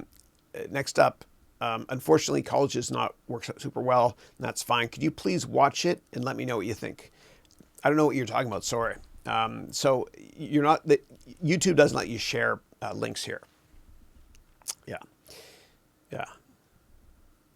All right. Next up is Rohit is asking, "What's your definition of success, Chris?" Yeah. So I think success is how you feel about yourself, and not what you think others think about you. Because if you care what other people think of you, you'll always be their prisoner, and you'll never be happy. You'll try to amass a lot of wealth to please people, and then you get depressed once you achieve that wealth. You're like, okay, now what? If you're always trying to please other people, you'll never be happy. And the therapy bills will be awful one day. Just please yourself. I'm not saying be unethical or a jerk, but as Mark Twain said, the two most important days in your life are, number one, the day you're born, and number two, the day you find out why. So what's your why? What do you enjoy doing? What do you love? What would you do for free? That is the definition of success. Even if it means you don't make very much money, who cares? I mean, enough to get by, of course. But just do what you love doing. And as Confucius said, you'll never have a job for the rest of your life. Yeah. But when I look at people that are successful, yeah, I admire them in business. But I don't respect them if they've been divorced a million times. And they're not sure which kids goes with which wife or husband or whatever it is. I think balance is really, really important. Really important. And I remember I was really stressed out at one point in my career. And it was 2009. Things were tough. And I drove down along the beautiful coastline of California. And I drove down to Carmel. And I walked through this. I saw this beautiful old Catholic church, Franciscan. And I went in. It's not a religious thing, but I went in just to kind of collect my thoughts in the back pew in the empty church. And a priest came up to me. And he said, "Is everything okay, my son?" And I said, "You're not my dad." No, I'm just kidding. I didn't say that. I said, "Yeah, I just want to make sure I make enough money so I can give my kids everything." And he said, "My son." And I said, "You're not my dad." Again, sorry. That's what happens when you get older. First of all, dad humor starts when you get older and you have kids, and you repeat jokes. So, but he said, "Your kids in 50 years, my kids, I think they're going to look back upon this awful moment in human history. The bright side is that we get to spend time together as a family and really bond. They're never going to forget this." So, the glass is always not half empty, not half full, but my cup overfloweth with optimism. Yeah. And Pradipta is saying, "Hi, Chris, hope all is well." Likewise. What do you think of Trump's decision of no national lockdown until now? Yeah, so I think that I really wish that the country had reacted faster. You basically had, God bless Cuomo in New York, the governor of New York, and Gavin Newsom, the governor of California, where I am. God bless them for pounding the table and taking it really, really seriously early on. But it took a little bit longer for Trump to really get it. And it's an election year. And so that might be one of the reasons why he was putting on a brave face and saying that the epidemic is not as serious as it is. Clearly, he was wrong. Everybody gets it. But they're taking it seriously now. And what terrifies me about, like, Florida, for example, is it's deadly because Florida, they didn't take it seriously until now. And you had a lot of spring breakers, a lot of kids that were partying on the beach. And I'll show you how terrifying this is. This will take me a second to show you this, but this is how deadly what happened in Florida is. And I think Florida is the most dangerous place now, most dangerous state. So be careful if you guys there. I have a lot of students there as well. So I have a friend named Joel Burns. Great guy. He lives in Texas, and I want him to bring their tax code here and their politics. Yeah. So I want to show you this. There's actually there's a video of how fast things are spreading this is killing me. I can't find it, and I'm live here. Sorry, guys. How fast things are spreading in Florida. But there's a video that Joel sent me that shows you Fort Lauderdale. I wish I was recording this so I could fast forward. Sign of the times. Yeah, I can't find it. Maybe I'll find another day and show you guys. But basically, it was a way that one of the telco firms was able to track how the virus was spreading. Not by knowing exactly who was using certain cell phones, but they mapped it. And there was about 100 people on a beach together in Florida a couple weeks ago. And they tracked, and a lot of those people have it now. They tracked where they went all over the country, and it spread. It was like from outer space. You saw a satellite diagram. It was terrifying. It was terrifying. Yeah. So, yeah, it's scary. Hey, Gregory, how are you? I'm smiling every time I see Gregory's name. I always think of that character in the TV show Succession. Who's British? Great show. You guys should watch it. You're saying stay safe. Likewise. Thank you.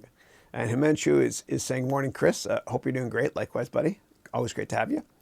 Iman is saying, is drop shipping a good business idea? I'm not an expert in that area, although what we've done is my kids and I, we've ordered tons of stuff from AliExpress and then resold it on eBay and done pretty well, actually. And let me show you how it works. And it's not as easy to do now as it used to be, but the way my kids bought an iPhone, each of them, was I had them sell a couple hundred iPhone cases. For $5 each. So 200 times 5 is they sold them for $10 each. They made $5 profit, $1,000. So I'll show you what we did though. So if you go here to AliExpress, and this is a website owned by Alibaba Express. Google will correct my spelling. Here we go. Yeah. So what you can do is go through here and search for items that are really cheap. And it's a little bit tougher today, just given the fact that the mail system is slow. But what you can do is you can import things. Like, for example, this. You could, if you bought these in bulk, you might be able to sell these for $20 each. It's like a $4 profit margin on eBay after all expenses. So a little bit less than that, actually. But just search for items here you think you can resell and see if you can resell them. Right. So what I did was iPhone case. I ordered these in bulk for like 70 cents each or something. And then you can sell them. You can buy these in bulk. And for example, this one here, well, you can't do that because it's got Nike there, I guess. But hypothetically speaking, if you bought a ton of these, you get a discount. So you buy them for 98 cents each and then sell them for $9.99 each on eBay. And so that's my limited experience with drop shipping there. I'm certainly not an expert in that. And I know that there's more to it than what I mentioned. So, yeah. All right. Next up, Daniel is saying, hi, Chris. I hope you and your family are well. Likewise. Today, I have a question about a potential business. I have an idea for a consulting model, the logo, website, and already 2 potential customer feedback. When is the perfect time for me to go public? I still need more time to work it out. But should I wait until I have everything prepared? Won't I use time and other potential feedback? Yeah. So what I would say is you'll never be perfect when you're launching a company or a product or making a YouTube video. If you strive for perfection, it's tough to reach your full potential in life. Just get the product out there fast. And you can even have, or service even. You can even have what's called an MVP, which stands for minimum viable product, which a lot of people do. They release a product that's not completely ready yet, but you get real-time feedback from all of your customers online, for example. You can also, if you're developing your business model, and this is what I've done before, you can go to SurveyMonkey, and within SurveyMonkey, you can create a survey. And if you work at a company, get the company to pay for it, but you can ask, whatever demographic you want, age group, country, whatever, questions about a business plan or business model, and they'll provide feedback. It's great. It's great. I've used it a bunch. It's helpful. But I would start today. Otherwise, in the future, you might wake up one day and you're working for a jerk who's paying you this much money to make their dreams become a reality. Yeah. All right. Jose in the house. Jose is from Brooklyn. He's originally from Venezuela. And he's one of my amazing MBA degree students. Yeah. And he works in the payment industry. He used to work in the offshore drilling business. And so Jose is writing, good morning. I'm catching up with the MBA, a lot of knowledge. Best education I've had in many years. Thank you, Jose. I appreciate it. God bless you. God bless you. Thank you. And then Daniel is saying, oh no, I already read that one. Sorry. Next one is, hi, Chris. Hope you're safe. Thank you. Likewise. Manoj is saying the same thing. Thank you. And Asawi is saying, hi, Chris. How are you doing these days during the COVID-19 situation? How are your parents doing? Thanks so much for asking. I appreciate it. We're all healthy. We're all healthy. And my parents, thank God, they actually made it to, they were in Florida and I was worried about them. And they hopped on a flight 2 days ago. And they flew from Fort Lauderdale to Pearson Airport in Mississauga. They're home now, which is great because Canada's got socialized medicine and they're covered there as well. But thank you for asking. God bless you. I appreciate that. Yeah. And we're all healthy here at my house too. Christine, the boys and I. The boys are upstairs in school right now. They have Chromebooks that were given to them by the school. And so they're learning from home, and school's been canceled for the rest of the school year. We got an email yesterday from the Hillsborough school board, whatever. It's done for the year, and maybe longer. We don't know. We don't know. Yeah.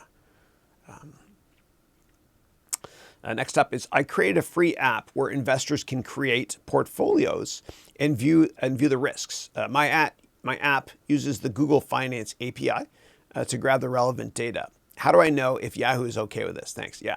So I'd be careful with this because what happens is since AT&T bought some of the assets, or Verizon, I should say, bought some of the assets of Yahoo, what they did was they stopped certain uses of the API. And for those of you not familiar with APIs, what that means is it's a programming term, which means application programming interface. And it basically means that you can get a module from a company, plug in certain things, and get outputs. So with the Yahoo Finance API, you'd be able to use it and plug in the ticker for a stock and then get certain results, like the high and low for the day, the volume, that sort of thing. And I've used it a bunch before too, and I've stopped doing it because they do change it sometimes and you have no control. And I have friends that work at Yahoo, and I asked them when the API was actually changed, the Yahoo Finance, the first big change came actually in the fall of 2017. There's nothing that you could do. There's no workaround. So yeah, I don't recommend using it. But if you want, you can take my complete financial analyst course on Udemy or go to my website, harounventures.com. And I teach you a better way to use Yahoo Finance than using the API. Yeah. And Jose is also saying he's the kind of glasses half full guy as well. I know. It's awesome. It's awesome. Manoj is saying, hi, Chris. I've just finished my bachelor in engineering. Congratulations. How can I start my first step in starting a startup? And I find it very hard to get help. I just started your Udemy course. Yeah. So the Udemy course I recommend taking, I'm not sure which one you're talking about, is the complete business plan course. And that will teach you not only how to write your business plan from scratch, but also it introduces you some of the presentation concepts as well. And when you have specific questions about your business plan, let me know here. I'm happy to humbly help if I possibly can. Thanks. Okay. Thank you, Canal. Hope you're doing well as well. And Jose is saying an ab roller is great and a cheap piece of equipment to have at home if you want to exercise. Yeah. And you get those bands as well. I have them because I used to do the P90X years ago. I'm sure you can buy those used on eBay. And if you order them and buy them used online, of course, when it arrives, spray Lysol over them. And yeah, you know the drill. Yeah. Mr. Dupree's in the house. Andrew Dupree is from he's from America, and he actually lives in Toronto right now. So he's the opposite of me. I'm from Toronto. I live in America. And Andrew, I put up as a sign of patriotism today. I put up, and America's got twice as many cases as China now. It's terrible. I put up the flag for you, buddy. I got red, white, and then blue. And I also did it here, red, white, and blue. Or if you're Canadian, just red and white. Yeah. Anyway, great to have you, buddy. And Andrew, thank you for being the first one one of the first ones to take this whole COVID thing seriously. You were the first one actually that took it really, really seriously. So thank you for that. Yeah. And then Rudy is saying, good morning, Chris. Good morning, Rudy. Hope you're doing well. Hope your insurance startup is going well. And then two is saying, question. If you're in a midlife crisis and you want to become an executive, what are the top 10 business apps to use? Also, what are the top 10 companion and work from phone apps? Yeah. Let me get my phone. So the first one is Zoom, of course. It's really, really easy to use, and it's making everybody's lives a lot easier now, given this awful health crisis. So that's one I use. Another one is called Slack. Let me actually show you. I have nothing to hide. I'll show you guys what I'm looking at here. Yeah. So yeah, the first one is Zoom, and then there's Slack. Actually, the resolution there is not that great, and I lost my remote control. I can't zoom in. Yeah. Then there's Slack, which is free to use, and I have 158 students in my first MBA degree program, and they all talk to each other with Slack. It's awesome. So that's number two. Twitter, I love. Just don't follow politicians, otherwise, because people know what you're following, and half the people might not like you. I don't know which half. And then the next one is Clash of Clans, very important. I do have that though. No, I'm just kidding. I use Excel. I love the Excel app. It helps me out a lot, tremendously. I get the Gmail app as well. It's much better than the embedded iOS app. And if you're using Android, you're probably using that app anyway. So I'll try and be generic as I answer this. I recommend having at least one healthcare app that can track your heart or whatever it is.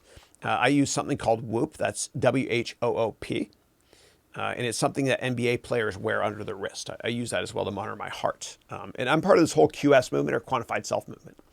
Other apps that I use that are helpful. Let's see, there's not too many. LinkedIn, of course. LinkedIn is the number one social media product on the planet. Yeah, love it, love it. In terms of other ones, I use SurveyMonkey because what I do is I send out custom surveys to a lot of random people, certain demographics that I pick, so I can get feedback on whether or not I should create a business model. Aside from that, that's basically it. I think that's it. That's basically all I use. Yeah. I have Calm as well, CALM, to keep me calm. Yeah. Yeah. In Microsoft Word as well. I'll use Word on all my devices, and I'll use SIRI and read into Word for a lot of notes and stuff too. So that's what I recommend. Yeah. All right. Next up, we got Melody. Melody in the house. How are you, Melody? Melody is a teacher from Atlanta. And she just put a couple courses up on Udemy, or you're about to launch them. And you wrote here, hope everyone's doing well, likewise. And Melody said, I just printed out my schedule for tomorrow. And then I see you holding it up. That's awesome. Oh, you use it as well. That's awesome. Yeah, earlier on the call, I was talking about how to create a schedule. And you guys can all go to harounventures.com/schedule and download my daily schedule. It helps me be productive, because if you want to get something done, give it to a busy person. Yeah. It's kind of like when you go on vacation, or say you have like a month off of work. And when I see you, I mean all of us, we're much less productive. But when you're working, you're really productive if you schedule your days. You know, we all have that friend in our lives, and we're like, I don't get it. He or she, has a great job, a great social life. They're in great shape. They're happy. They have a great family life. How do they do it? Because if you want to get something done, give it to a busy person, which means schedule all your days. Yeah. And then Melody's also writing a book. And she said, I had to push back the date with my book. I'm sorry to hear that. I know if I published it now, it would be a disaster. It is not as organized as I'd like it to be. Take your time with it. Take your time. And I have a template for those of you that want to write a book, actually. Anybody can do it. All you have to do is know how to use a browser and Microsoft Word. And I'll show you how to get it. So if you go to my website, you can go to Haroun Ventures. And then here, then you do / all lowercase, all one word, WRITE book. All lowercase, write book. And what you can do is you can download a template here that I use to write all my books. It's really easy, and there's just one page of instructions. It's all free. And if you read this one page, it'll tell you how to publish it on Amazon Print, which is how I did this, on Amazon Kindle, and on Amazon Audible. It's really, really easy. It's just a Word doc, and I provide you with everything you need to know. Yeah, so check that out if you can. And if you have a book and you bring it to meetings to meet with potential investors, or you bring it to me to, I don't know, like an interview, then the chance of you getting that job goes up a lot, because how many people do that? How badly do you want that job? All right. Good morning to you too, Benny. And Saud is saying, what are the best high quality resources and reports that you recommend to be used to analyze macroeconomic factors, apart from websites such as the World Bank, IMF, and WTO you mentioned in your financial analyst course? Yeah. I don't really, I mean, you can use the Bureau of Labor and Statistics, bls.org, I think it is. And you can analyze, and let's go there together, actually. And I'll explain this. So I think it's bls.org. .gov, that's right, bls.gov. The problem with doing these damn things live is I can make a fool of myself. Here we go. So the Bureau of Labor and Statistics. So I go here, and here you can get a lot of information about jobless rates, which new claims came out this morning. 6 million people in the United States filed for unemployment this past week, which is a record. That's why I've got red, white, and blue here. It's really sad, but you can go here and get a lot of details instead of going to the IMF and World Bank websites if you want to. Yeah. And a lot of people will analyze American consumer spending and consumer sentiment closely, regardless of what country you're in, because about 1/3 of the revenue for the entire planet is America. America's GDP. It's about 1/3 of the world. And people don't realize this, but about 2/3 of the American economy is consumer spending. It's not big business. It's consumer spending. And so that's why the whole world really analyzes consumer sentiment or American consumer trends. You know, they're big consumers of products from all over the world. And we're all in this together too. But I recommend going to bls.org, not bls.gov, not bls.org, unless you want to brush up on your Latin skills. Carpe diem. Okay. Next up, Olga is saying, good morning. I've just started the course. Looking forward to learning much. Thank you. Appreciate it. Good morning to you too. And Ame is saying, hi, Chris, could you advise me, how can I start a small scale startup like plan? Most people don't, and most companies fail.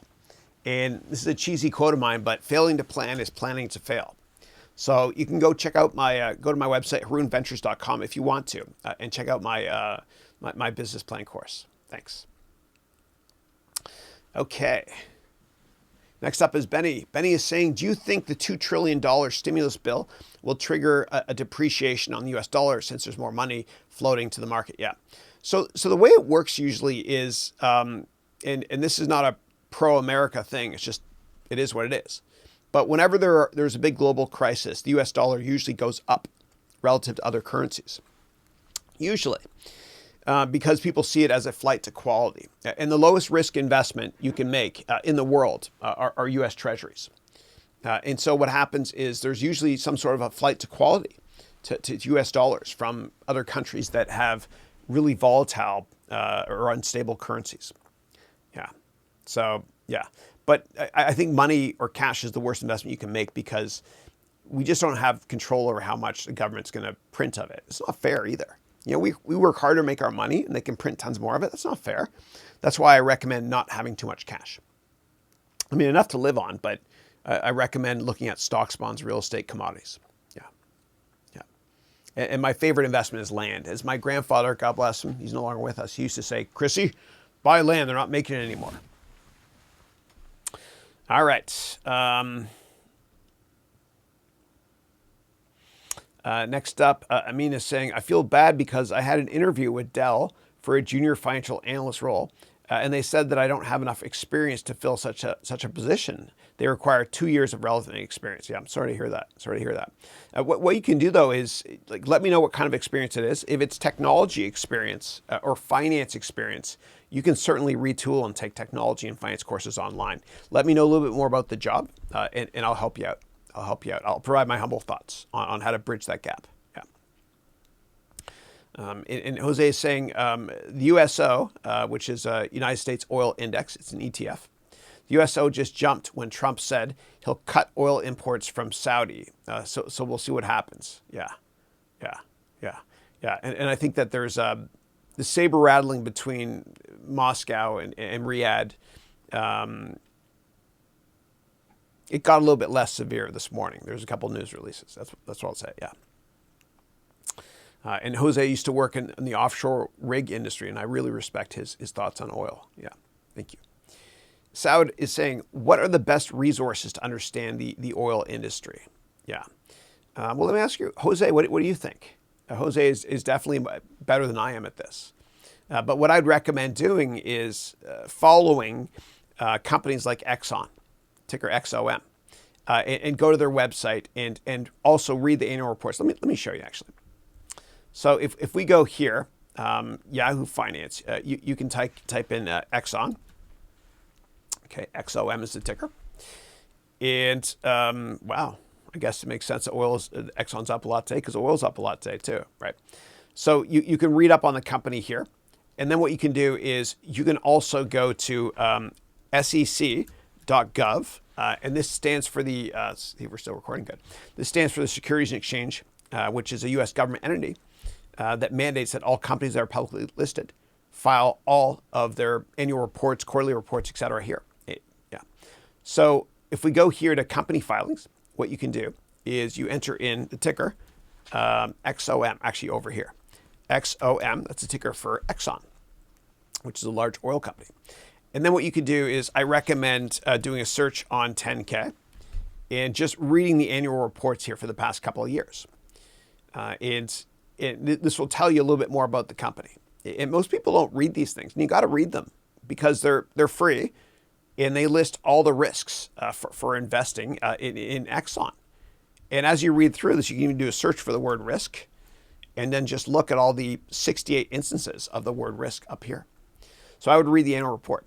I would also do investor relations. So all big companies that are publicly traded have their own investor relations department. And so Exxon has got an investor relations website here. And what you can do is you can read up on investor resources to understand Exxon much, much better. Okay? And they all have what's called an investor day. A lot of them do. And you can actually listen to the replay as well. So you go here and you register whatever, make something up. And what you can do is you can actually listen to many, many hours of the company presenting. And this is from March 5th. Yeah, it's pretty engaging. It's pretty cool. This is 3 hours and 40 minutes. Including the Paris-compliant sustainable development. Let me just turn the volume down. But you can learn a lot more about the company's vision, mission, strategies, etc. The CEO, CFO get up and talk, and they take a lot of questions as well. This one's professional. Looks great. Yeah, and there's tons of videos you can jump to as well. Wow, they've done a great job on this. So that's what I recommend doing. Always searching for investor relations and the name of the company as well. And that's a great way to start doing research on any company, actually. Yeah. And the beautiful thing is that in 2002, Eliot Spitzer, who was a senator from New York, he created what's called Reg FD, which stands for Regulation Fair Disclosure, which means that you and I have the exact same access to information that all the big investors have, which is why we can do these live webcasts. It's awesome. It's awesome. The big funds don't have an edge on us anymore. The barriers have come down. And that's why the performance of mutual funds sucks. 90% of mutual funds underperform ETFs and indexes as well. It's a scam. It's a scam. Why? They underperform because they don't have any edge on us anymore. Okay, next up, Sheva is saying, hi, Chris. Hey, which one do you prefer? Technology, finance, or fintech? Yeah, so for me, my passion is tech and finance and teaching, obviously. So I'd say all three are the same. Yeah, but maybe technology a little bit more. It's fun. I'm a geek. Yeah. And Andrew is saying, hey, Chris, in relation to exercise apps, I use the home workout No Weights. This is a complete set of apps in the series, including 6-pack abs and stretching. That's awesome. It's awesome. Let me take a little screen print of that. Thanks for sharing that. All right. And Yair is saying, may I create passive income in help with your course material? Yeah, I would say that if you want, like there's an affiliates program, and you can if you want, like, send me a message over LinkedIn, and I can provide you with a number of coupons, and I can compensate you if you sell a certain amount, if that's what you want to look into. Yeah, I'm really slow with messages these days. I'm so sorry. I get thousands of messages. I can't keep up. This is the best way to always reach me. Yeah. And if you're asking how to create passive income for yourself in a different way, then yeah, I would take my complete business plan course. That will help you kind of crystallize your thought process and start a company online. Benny is saying, if you're still running your hedge fund now, which I'm not, what trading strategy would you use to help investors make money in times like this? Many thanks. Yeah. So I would definitely be hedged. I don't believe in, when I was running my hedge fund, and ever being 100% long, but I would be very diversified globally from a long and short perspective. And I don't recommend that you buy shorts though. I recommend that if you want to make money from things going down, you buy puts, because what happens is with options, if you buy a put, the most you can lose is this much. And if it goes down, you make a bunch. But when you're short a stock, if God forbid it goes up to infinity, you lose infinite amounts of money. And please don't use leverage, whatever you do, meaning borrowed money to invest. Because as Warren Buffett said, leverage, it's basically a weapon of mass destruction, mass financial destruction. Yeah. All right. Next up, Paul is writing, good morning, Chris. Good morning, Paul. Hope you're doing well, bud. This corona situation caught everyone by surprise, but what caught my attention was the drop in the price of gold. Yeah, this was really, really bizarre point in U.S. financial or in global financial history, because usually what happens is when governments cut interest rates, it stimulates demand and the markets go up. But like the Federal Reserve has cut interest rate a couple times over the past month or so, and the markets went down. And that just shows you that there's a tremendous amount of fear out there. And usually, yeah, gold goes up when there's a lot of fear.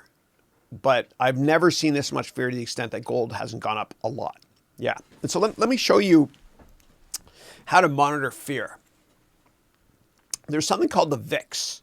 VIX is the ticker. And that's a volatility index. And it's offered by the CBOE in Chicago. And basically, when people are really, really scared, the VIX goes up a lot. Okay, and so today people are a little bit less scared because the market's up, so the VIX is down 9%. But I used to own a ton of this when in late 2008. But let me show you this, because every chart tells you a story. So let me go here to max for VIX. It's coming. Here we go. Good. So let's look at this chart now. Hold on one second. And I don't know why it's not working properly today. Yeah, there's a data feed issue here. Oh, TVIX, that's why. Give me 1 second. So it's actually VIX. Just VIX, okay? Search. Why is it doing that? Hold on a second. It's supposed to show VIX. Here. All right, weird. Yeah. All right, so we'll look at this index here. It's a volatility index by the CBOE. And I want to look at it because every chart tells a story, and this is fascinating, actually. All right, so let me go back, and the VIX was launched in the early 90s. But let's actually go back here, and I'll tell you what happened. So if we look at the VIX, we could see, and it doesn't show all the data back here, but we got a spike early on because there was the Latin American debt crisis. And then here in 2008, Asia was falling. It was called the Asian contagion. Not anything to do with health issues, but Asia had serious growth issues in 98, and people were scared. And I remember I worked at Goldman Sachs in the fall of 98, and Alan Greenspan had a surprise rate cut, and the trading floor exploded. It was exciting. And then, of course, here's 9/11. Everyone was scared for obvious reasons. The VIX spiked. Okay. And then here in 2008, we were within 24 hours of bank machines not working. It was scary. It was scary, so it spiked. And actually, you can't see it, but the VIX actually was higher than that recently. So in 2008, the VIX got up to 79. Okay, see on the right side there? But it actually got a lot higher recently. And the best way to show that is just look at 1 year. Yeah, it got up to 83 basically back on March 16th when fear was at the highest point. And so you always want to monitor this VIX index to see how much fear is out there, right? So obviously the fear has gone down now. A lot of people understand that, it's news out there. It's well known that the United States has twice as many cases of this terrible disease as China has. And, hundreds of thousands of people could pass away here. It's tragic. Yeah. Yeah. All right. And then Paul is saying, looking ahead to when things recover, would you expect a continued lack of interest in the metal markets as stocks rebound in response to pent-up demand? Yeah. You wrote in the metal. I think you're probably talking about gold. Yeah. So if fear decreases a lot, usually gold goes down, usually, or doesn't go up as much as other stocks do. Yeah. And Melody is saying, I'm listening to you, thank you, but working rigorously on my course now. I also made a website this morning, and I'm working on that as well. That's awesome. That's awesome, yeah. And for those of you that want to make a website more advanced, you can take one of Angela Yu's courses or Rob Percival's courses on Udemy. They're both great. Okay, and Gregory is saying, Chris, you still have sparkled eyes. Do you guys see that? Actually, I don't see that. So hold on one second. So let me go over here, and I will go to YouTube here really quickly. And I will go to, Chris Haroun. And let me just change this here. Quality to that. And let me look at my eyes. I think it's fine. That's normal. That's normal. Yeah. No, I think it's okay. It's okay. Yeah. But thanks for the feedback, though. I appreciate it. Thank you. All right. And let me now go here. And this is, by the way, this is the console I look at within Google. And I look at the stream, the analytics here. Connection's great. I've got 49 concurrent viewers. And I can monitor this too. When I say things that are boring, it drops. You see here? Nobody's interested in me talking about the issue of my internet speed. So you got a couple dropped off there. It's real time. It's interesting. I can monitor it. Yeah. Real time feedback. And next up is Tom. Tom is saying, hi, Chris. Thank you so much for everything you do. My pleasure. I'm so grateful for learning about your courses on Udemy and now following your work. I'm interested in the MBA program this fall. Thank you. I appreciate that. Thank you, Tom. And you wrote here, I have some questions about the program. Number one, it's my understanding that the course spans about 1 year with 6 hours of live sessions per week. Correct. Are these online video courses we do in addition to the 6 hours of live sessions? No. It's 6 hours live with me. Okay. And actually play back some of the lessons. And then I take questions. So it's like I'm there live, but I do endless Q&A. Yeah. The next question is, are there online video courses we do in addition to the 6 hours of live sessions? No, it's just this. Yeah. So there's over 300 hours of live sessions, over 300, and much more if you include all the electives, which come in the second half. And next question is approximately how many hours per week of required or recommended course material is there? So I recommend doing 6 hours a week. So 3 hours on Monday, 3 hours on Tuesday. But if you can't do it, you don't have to do it all in 1 year. You can actually, you can do it in a couple years, or as long as it takes you. You got access to it forever. Or you can binge watch it if you want to. And I'm launching an on-demand version on April 15th. If you're watching the replay, I'm talking about April 15th, 2020. And it's going to be a lower pricing point of $4.99. And then the next program that starts, and you could start that and binge watch starting in mid-April. That's for the silver version. Then there's a gold version, which is $9.99, which starts this December, where you get access to live Q&A as well. And then there's the highest end tier, which is the platinum version, which is the silver, gold, plus you get a lot of one-on-one meetings as well. And so everybody doing all 158 of my students right now, they're all in the platinum version. And they all got a discount price because they were taking a chance on me being the first class. Yeah. But you can always go to, I'll show you where to go to get more details. And you want to check back by, if you're interested, you want to check back around April 15th to get access to more information here. But you just go to Haroun Ventures, and then you go here to MBA program, and then you can read through the FAQs here if you want to. Yeah. And so we're working hard on getting the April 15th version up and running pretty quickly. And for those of you that are interested in how I'm doing this remotely with my team, I always have a decentralized team anyway. People always work from home. That's how I believe that it should be. Work from home, be close to your kids. But I use this product called frame.io. And what I do is I have Matt, who's my chief creative officer, and somebody else we just brought on board named Doug in Toronto to go through this. And so what I do is I look through all the lessons and I make recommendations to change them so that it works for on-demand. So for example, here, I've got an insane number of lectures here. This will use up a lot of broadband, but I'll do this for a second. But what I'll do is I'll look through here and I'll make changes here to it. So say, for example, there was an issue with one of these slides. What I could do is grab this and basically say, I don't know, this ice cube shouldn't be here or whatever. And then what I do is I share it with my team and they make changes that way so that everything is decentralized. But again, you want to come to my website, especially on April 15th, and come right back here as well for more details on the MBA degree program. Now, you had additional questions. I'm more than happy to answer them now as well. Okay. And by the way, once I launch the on-demand version, you'll be able to fast track it as well and do it in 9 months if you wanted to. And then, and then you wrote here, are there other courses you recommend taking? No, I think that's good enough for my stuff at least. And read through the FAQs too. And then you wrote, could someone do this MBA program while working full-time? Absolutely. A lot of my students now do. I have 158 full-time students, or students in the course, I should say. I had 160, but 2 dropped out, and you get a 30-day money-back guarantee. Yeah. So yeah, you could do it full-time, absolutely. And this is meant to be a flexible MBA degree program for you. So you could do it on your terms. Yeah. Yeah. All right, next up, you wrote, how are we evaluated? Yeah. Are there exams, quizzes, midterms? How's the material structured? Are there case studies and hands-on work? Yeah.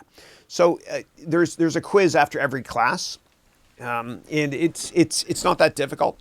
But the reason I have the quiz is I want people to basically pay attention, obviously, hopefully, and learn the concepts immediately. And the quiz will take you 5 minutes. That's it, after each class. And then there's a lot of exercises we do in the workbooks I provide you with in class. And so we learn in class. I don't believe in giving you a lot of homework. I want you to learn with me in class. And I want it to be entertaining. And I want you to learn by accident, meaning it's so fun and engaging, hopefully, that it's like watching a movie. And you just kind of, you don't have to really focus on focusing. It's just fun. And it's pass-fail. And the reason it's pass-fail, meaning you have to get over 50%, is because I don't want to ever get into a situation where there's a lot of sharks. I want to foster a lot of teamwork. A lot of business schools, there's a forced grading curve. And so there are a lot of sharks. Business is about us working together to create products together or services together, whatever it might be. So it's pass-fail. And so there's quizzes. Yeah, it's similar to my Udemy courses or other courses online where I have quizzes. Yeah. And yeah, there's a bunch of case studies as well. And you'll be starting your own company in the second half of the degree program, meaning semesters 3 and 4. Yeah. Yeah. And so the question is, how many students approximately are there in the first year of the MBA program? There's 158. Yeah. And we had 160 when we started on December 2nd. And then 2 dropped out. One dropped out right away. It was for financial reasons. And the other person, Alan, dropped out. I guess he didn't like it. Yeah. Yeah. Shouldn't have said his name. There's lots of people named Alan. Yeah. And then you wrote here, are there opportunities to network? Yeah, absolutely. Absolutely. There's a Slack channel for each class, and people are able to network a lot. And the first class is amazing. They're like family. I love them to death. Love them to death. And they've networked a lot, and they've inspired me. I've learned so much from them. Yeah. And the next up is, will there be industry experts speaking or interviews? Yes. Yes. Not right now for obvious reasons. But yes. And so I have professional equipment here. I've got 3 4K cameras. We broadcast in 1080, but everything is saved in 4K, so you can watch it in 4K later if you want to at some point. But I also have the same equipment that Dan Rather has. He has this product called OMC, or One Man Crew. It's special equipment used to interview people for B camera roles and stuff. I have all of it right here, ready to go. The problem is, and I'm right by Silicon Valley, so I wanted to go interview the who's who, the CEOs, and a lot of people in venture capital I know very well, and let you guys ask questions. The problem is, it's just given the COVID issue, we're not going to do that right now. We'll do that much later.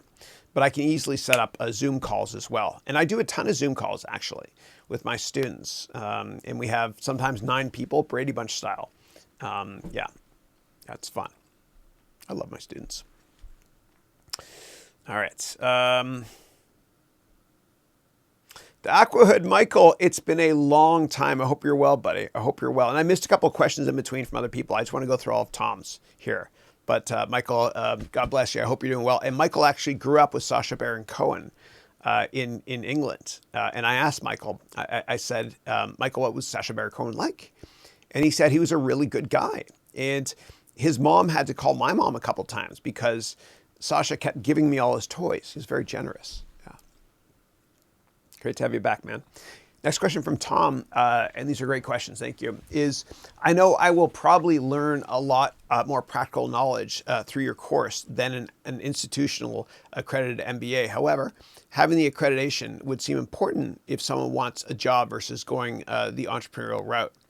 Are students, after they finish their MBA program through Haroun Education Ventures, also prepared to work for jobs? Absolutely. Let's say in finance as an investment portfolio manager at, let's say, JP Morgan. Absolutely. Yes.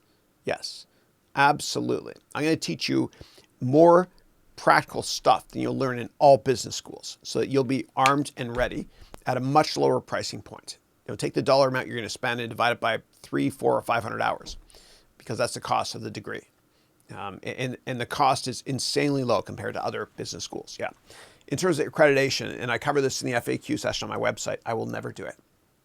I looked into it about getting a .edu, and I decided not to, because I think education is broken. It's very bureaucratic, and I don't want any government agency in any country telling me what I can and cannot teach. So I refuse. Yeah. All right, next up is, and there's a 30-day money-back guarantee too. You don't get that with MBA programs. Next up is, are there any courses offered in real estate finance and investment or real estate portfolio management? I don't go into too much detail about real estate. I do talk about mortgages. I do talk about it from a personal finance perspective.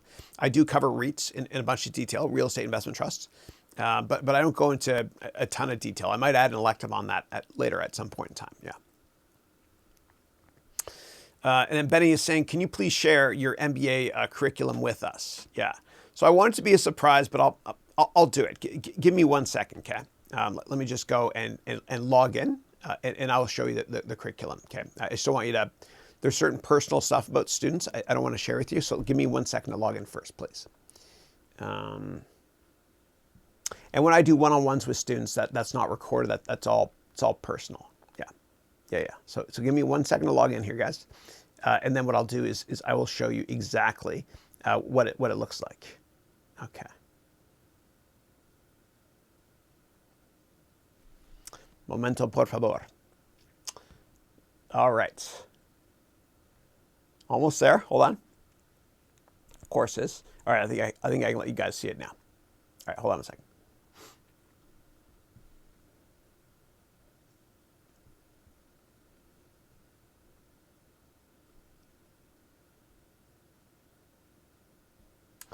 All right. Let's go to curriculum. And then what I'll do is I will show you. Yeah, here it is here. Okay, great. What I'll do, I guess, is I'll bring over a speaker here in case I click on anything, and then we'll just kind of check it out. So here it is here, okay? So we started December 2nd. We've done over 100 hours so far, well over 100, right? And what I also do for the silver and gold version is I also put all the Q&A here as well. Yeah. So here's, yeah. So there's just an insane amount of stuff. So let me pick a random lecture here. And show this to you. Let's now talk about who is your ideal customer. So you have to. Yeah. Let me pick another random one. So there's sales, marketing, communication. There's finance and accounting. There's entrepreneurship. There's economics management and strategy. And then there's personal growth. Those are 5 tracks. Here's one of the finance and accounting classes. Okay, so now you understand that sales is the top line and profits is the bottom line, and everything in between are expense items. And yeah, and I try to make it fun. I use a lot of 3D stuff. Let's go to one of the entrepreneurship classes here. This is from December 10th, replay from there. And you got access to this forever. topic 2 of 3. Yeah. Because he decided to invest in that company and many others with 3. And that's me. Let's talk about risks. That's me talking about entrepreneurs. It's all practical, real life stuff. Okay, so next up is previous lecture. Oh, sorry, I got to go back here. Next up is Dante. All right. Let me go back here to the curriculum, actually. Here we go. Good. And I'll just fast forward through and show you a bunch of others. And if you have questions as I show you this, I'll do this really fast. I have weekly calls just for MBA students as well. So after this call is done at 11 a.m. San Francisco time in 45 minutes, I do a weekly 2-hour call for my MBA students, and then I do one-on-ones for a couple hours as well. And it's all confidential over Zoom. Yeah. So here's economics and management class here. Let's check this out here.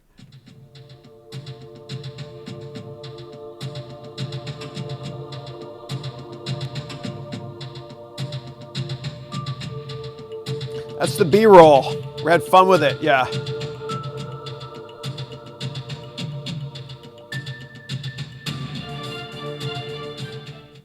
Welcome to our first economics management and strategy class. As always, please make sure that you have the appropriate work. Yeah. And so I provide workbooks in 3 different formats, Google Docs, as well as PDF and Microsoft Word. So you can take this on an Android or iPhone handset, or on a desktop, or on your television, even whatever you want to do. Yeah, and again, I've got a 4K version of this, which is, so the whole thing is future-proofed as well, in case you want to watch it on television in the future. Here's another finance and accounting class. Let's see what we got here. Actually, let's look at the Q&A. So here's Q&A after one of the topics. I have it all here as well. Next question is... So Daniel is saying, hey, Chris, looking to pull together a team for my startup idea, but I'm not sure what the structure might look like. Do you... Yeah, so it's similar to the Q&A we go through here on the weekly call, but it's just for my MBA degree students. And again, you get one-on-ones. And what I've done is I'm teaching you finance and accounting in a different way that I've never taught before, using a lot of props, just a ton of props. So I'm having just a blast doing this. Let me fast forward here. There's just a ton of stuff we've done already here. So let me go here to Introduction to the Income Statement, Part 4. So let's pick this random one here. All right. So other things we look at when it comes to ratios. Make sure this is centered so I can show you it all here. Okay, good. Get rid of the glare. Nice, sort of. Okay. other ones we can look at. So we usually look at taxes as a percent of pre-tax profits. Okay, so what you do is you take all the expenses you have. You take sales, okay, minus all the expenses you have up until taxes, right here where my finger's right there. And what you do is this sales minus. All right, good morning, eh? So our first quick. I'm an idiot. I All get right. Mr. Unknown is saying, Habibi, how are you doing? I'm great, thank you. It's great to. One of my students calls me Habibi. I call him Habibi back. That was just during the Q&A. This is Q&A All here as right. well. And then here I've got just topics. Yeah. Class number 5. As always, if you'd like, you can open up the appropriate workbook, meaning in PDF format, Word format, or Google Docs formats. And so I want to lead this session with an interesting quote. So J. Paul Getty, who started, his family started a massive oil company here in the United States, multi-billionaire family, said that if you owe the bank $100, that's your problem. If you owe the bank $100 million, that's the bank's problem. Kind of an interesting. Yeah. So it goes on and on. Welcome to our 6th finance and accounting class. This is FA16, meaning semester 1, class number 6. As always, please make sure you have the appropriate work. Yeah. So Class number 7. The different roles are within the buy side. So again, the buy side buys stocks from the sell. They're called a portfolio manager, and they manage a team of analysts. Okay, and I'll explain this in more detail. I mean, it's endless, dude. There's so much stuff we talk about. I'm a lawyer, and I go through investment banker. And we also have somebody that used to work at the European Union, and they think the deal will probably go through. Probably. We're talking about when Marvel filed for bankruptcy, and then Carl Icahn came in from a private equity perspective. There's blood in the water. Private equity firms are sharks. And he bought Marvel on the cheap. And then we talked about the case study of the Walt Disney Corporation buying Marvel from Carl Icahn, and also it was publicly traded at the time. Right. So anyway, I've got all this stuff, and I go through a lot of different case studies, role playing, and I show you here the Walt Disney Corporation. We look through the press release, and we look at how the deal was structured and all that stuff. So we do a lot of case studies. I had just a blast coming up with this. Let me fast forward to another class here. It really is endless, dude. There's tons of stuff we do. Yeah. So this is just semester 1 here, which is. It might be 200 hours actually, semester 1. I can't even remember, but it's been massive. There's just been a ton of stuff we've done. It's insanity, dude. There's just been a lot so far, but it's been so much fun. I love our class too. We got a great team, yeah. So here's another random one here. Welcome back. Section number 10, management best practices. The most crucial business revelation is that ideas are commodities, execution is not. It's all about the management team. Most people don't realize that. Most people think if I have a solid business model. All right, next up, let's talk about section number 13. Let me get rid of my face here so you guys can see it too. Hold on. It's crucial to be paranoid about the issues I'm going to talk about in a second. And as you can tell there, the one there in the 13, those are chips. And I've actually got it right here. I'm going to go off script. It's a Pentium processor. Okay, it's the brain of the computer, which we talked about when I talked about how to build a computer from scratch in the EMS track, the crypto computer. Yeah. So I have those chips there in the 13, and it's from Intel because there's a brilliant man who passed away recently. God bless him. He's one of the co-founders of Intel. And his name is Andy Grove, and he wrote a great book that you guys should read called "Only the Paranoid Survive." And he was so paranoid running Intel. Intel is a company that makes chips. We all know that. But what many of us forget or didn't know, as documented in his book, which came out in 95 or 96, I think. I loved it. Intel, back in the 80s and the 70s, they made RAM, right, which is random access memory, which basically is a commoditized industry. They're little chips that allow your computers to have more programs open at once.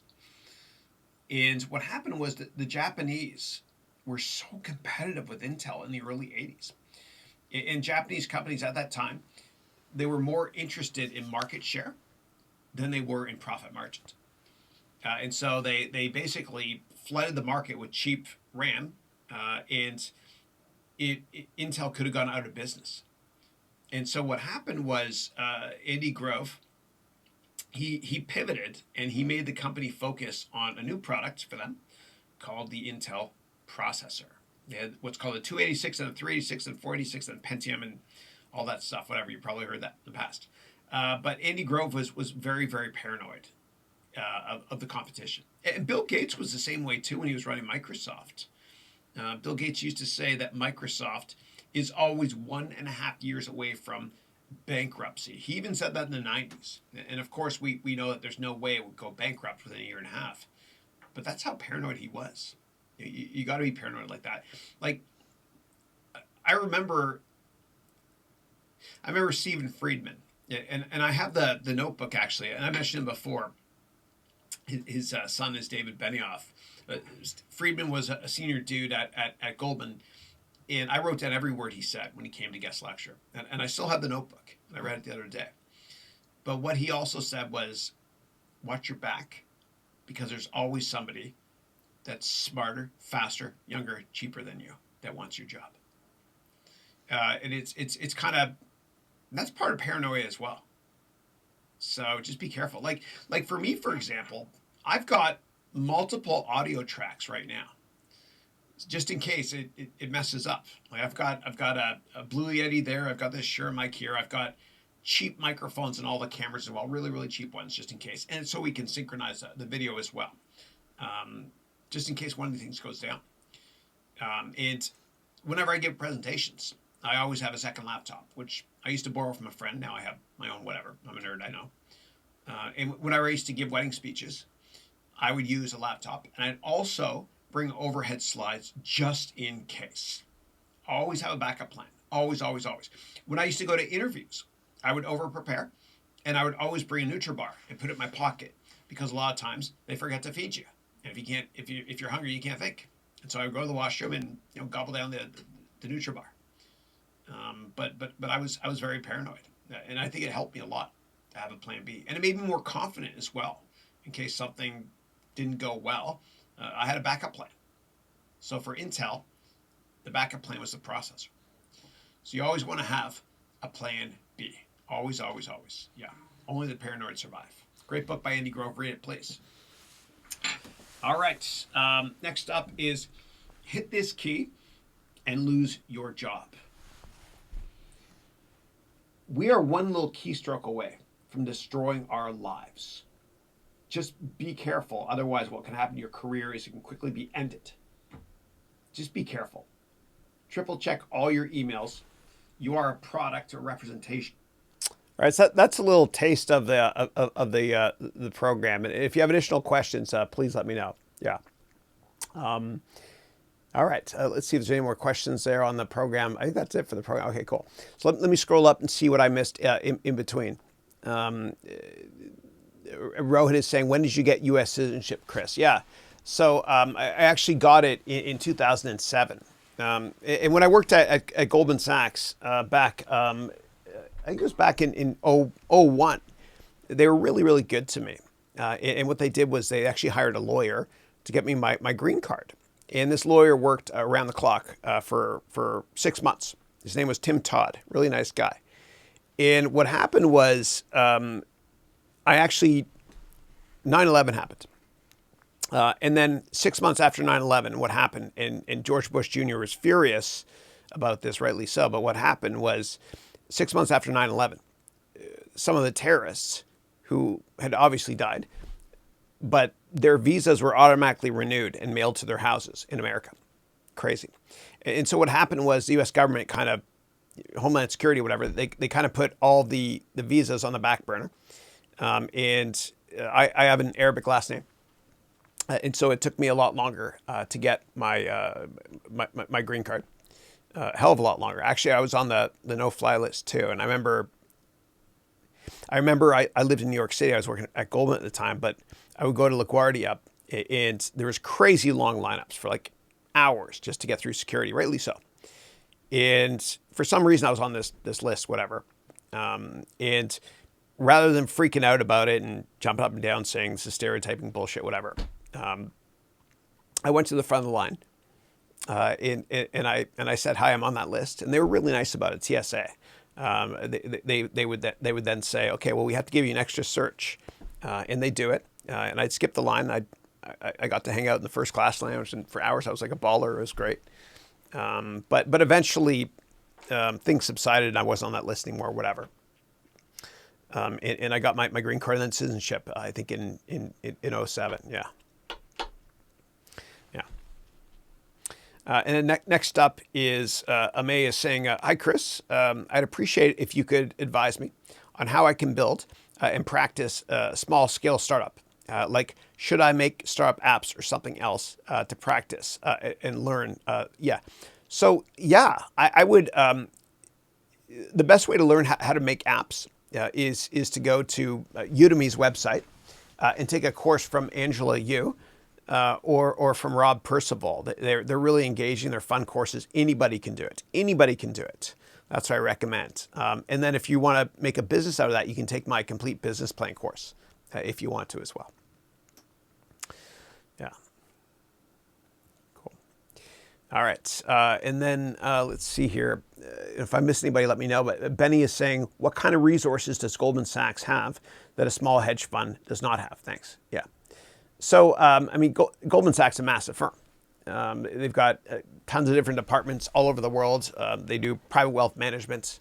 They have an investment banking division, of course. They have many trading floors. They have their own asset management product called Goldman Sachs Asset Management, GSAM.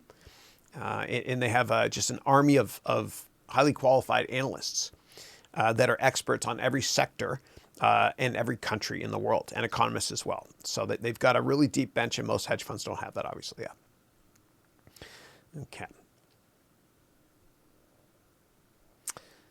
All right. Next up, Saud is saying, as discount rate is reduced by central banks, could cash-rich entities take term loans to meet CapEx requirements and settle existing loans with higher interest rates to take new loans at a lower rate? Absolutely. Absolutely. If they have good credit ratings, all dependent on the credit rating of the company itself. But think of it this way. Like if you have a mortgage, the second that interest rates are cut in your country, you should immediately call the bank or the mortgage company and ask if it makes sense for you to refinance at a lower level. Every time rates are cut a lot, I always refinance my mortgage. Yeah, always, always, always, yeah. And if you live in the United States, you should always have a mortgage, never pay it off. Because in America, what you can do is you can write off the interest on your mortgage. It's tax deductible up to a certain amount, unlike other countries. Yeah. Asamina in the house, how are you? Asamina is saying, hi, Chris. Hello, chat. Hope all of you are safe and healthy. Likewise. Benny is saying, Chris, you're super awesome. Oh, thank you. And thank you for your next comment there. I appreciate that. God bless you. And Jose from Brooklyn in the house, is saying, I'm thinking about getting a credit card for my consulting company. What do you think about credit cards? Do you have any advice on how to use them properly? My bank is B of A. Yeah. So I, in B of A bought MBNA, the ticker was KRB, back in 2005, which is a great credit card company. So they have a war chest of credit card offerings at B of A. It's a great firm. So I would never, like, over 50% of people that start companies use credit cards. Don't do that, please. I don't want you to take on any unnecessary debt. Because these credit card companies charge ridiculous fees. And I know that a lot of credit cards have kind of said, we're not going to charge you interest for a couple of months because of what's happened, this awful COVID-19 predicament. But what I recommend doing is, yes, having a credit card for business stuff. And so I've got personal credit cards and business. And it's easy for me to tell my accountant what to expense because what I do is I only use that credit card for business, right? And so it's I recommend getting it if you can. All right. Next up, Gregory is saying, Chris, the more you test people, the more you have results that are positive. It's statistic. Yeah.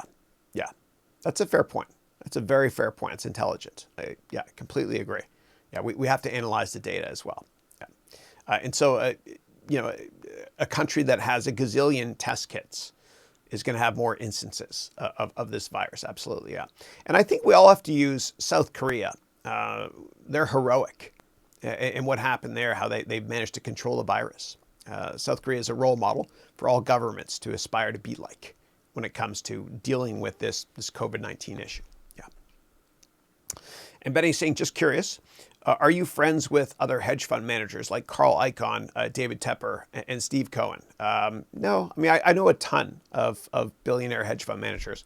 You know, I've worked with them and partnered with them, but not those people. I have absolutely no respect for Stephen Cohen. He used to run SAC, which is a criminal institution in Connecticut. And he paid $1 billion in fines, and now he's running the company again. And what happens is these really rich, powerful men, these people, they have an army of analysts around them, and they let them take the fall.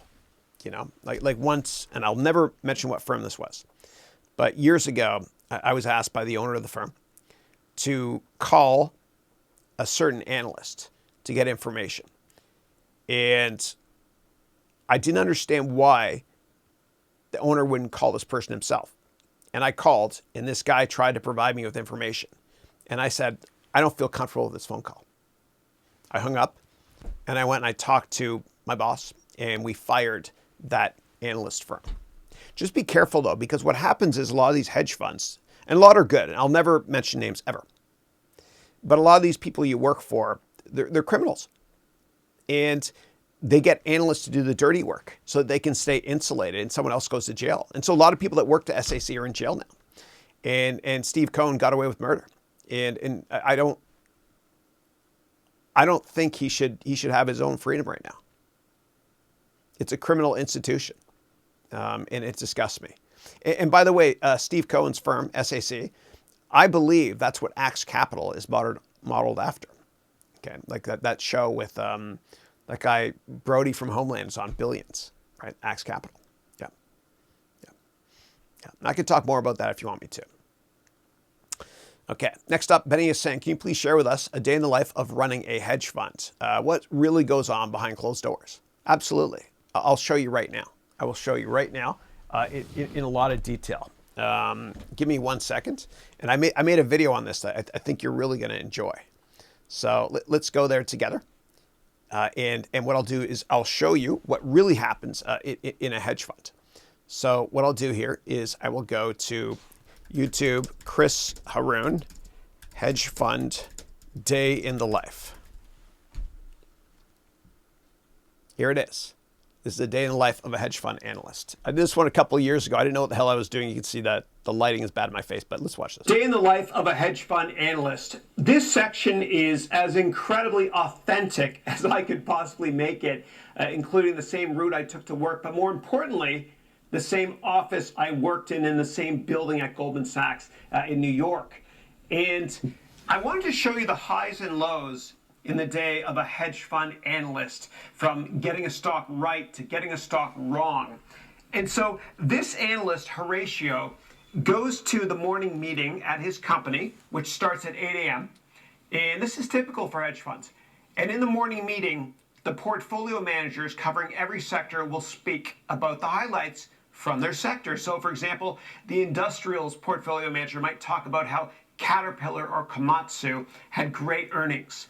The telecommunications analyst might talk about how their position in Vodafone is doing very well. The autos analyst might talk about Honda, etc.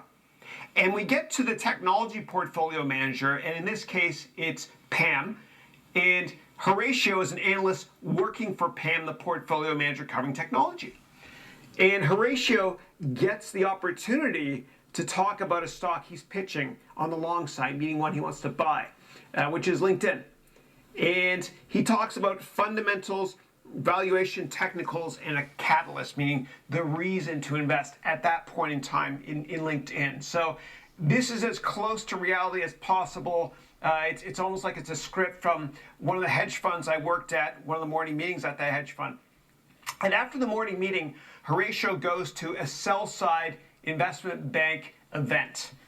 And this is a conference hosted by Sally, the sell side analyst. And we'll cover the sell side later in this course. But what happens is there are lots of mutual funds and hedge funds in attendance at this hotel at this conference. And the CEO of a company called Oh, I Get It, which is a real company, but it's not public. The CEO of that company is named Franklin, and he gets up and he talks about his company. And hypothetically speaking, assuming the company was public, he raises guidance. And what that means is he says that business is going better than expected. And he's allowed to do this because it's a public setting, meaning people are listening on a webcast on the open internet and in the audience. So it's fair game. So from a compliance perspective, everybody's got access to information at the same time. Doing the opposite is sometimes not legal. Okay, so Franklin raises guidance. He says business is great. And you can see Horatio, who can't keep his emotions in check.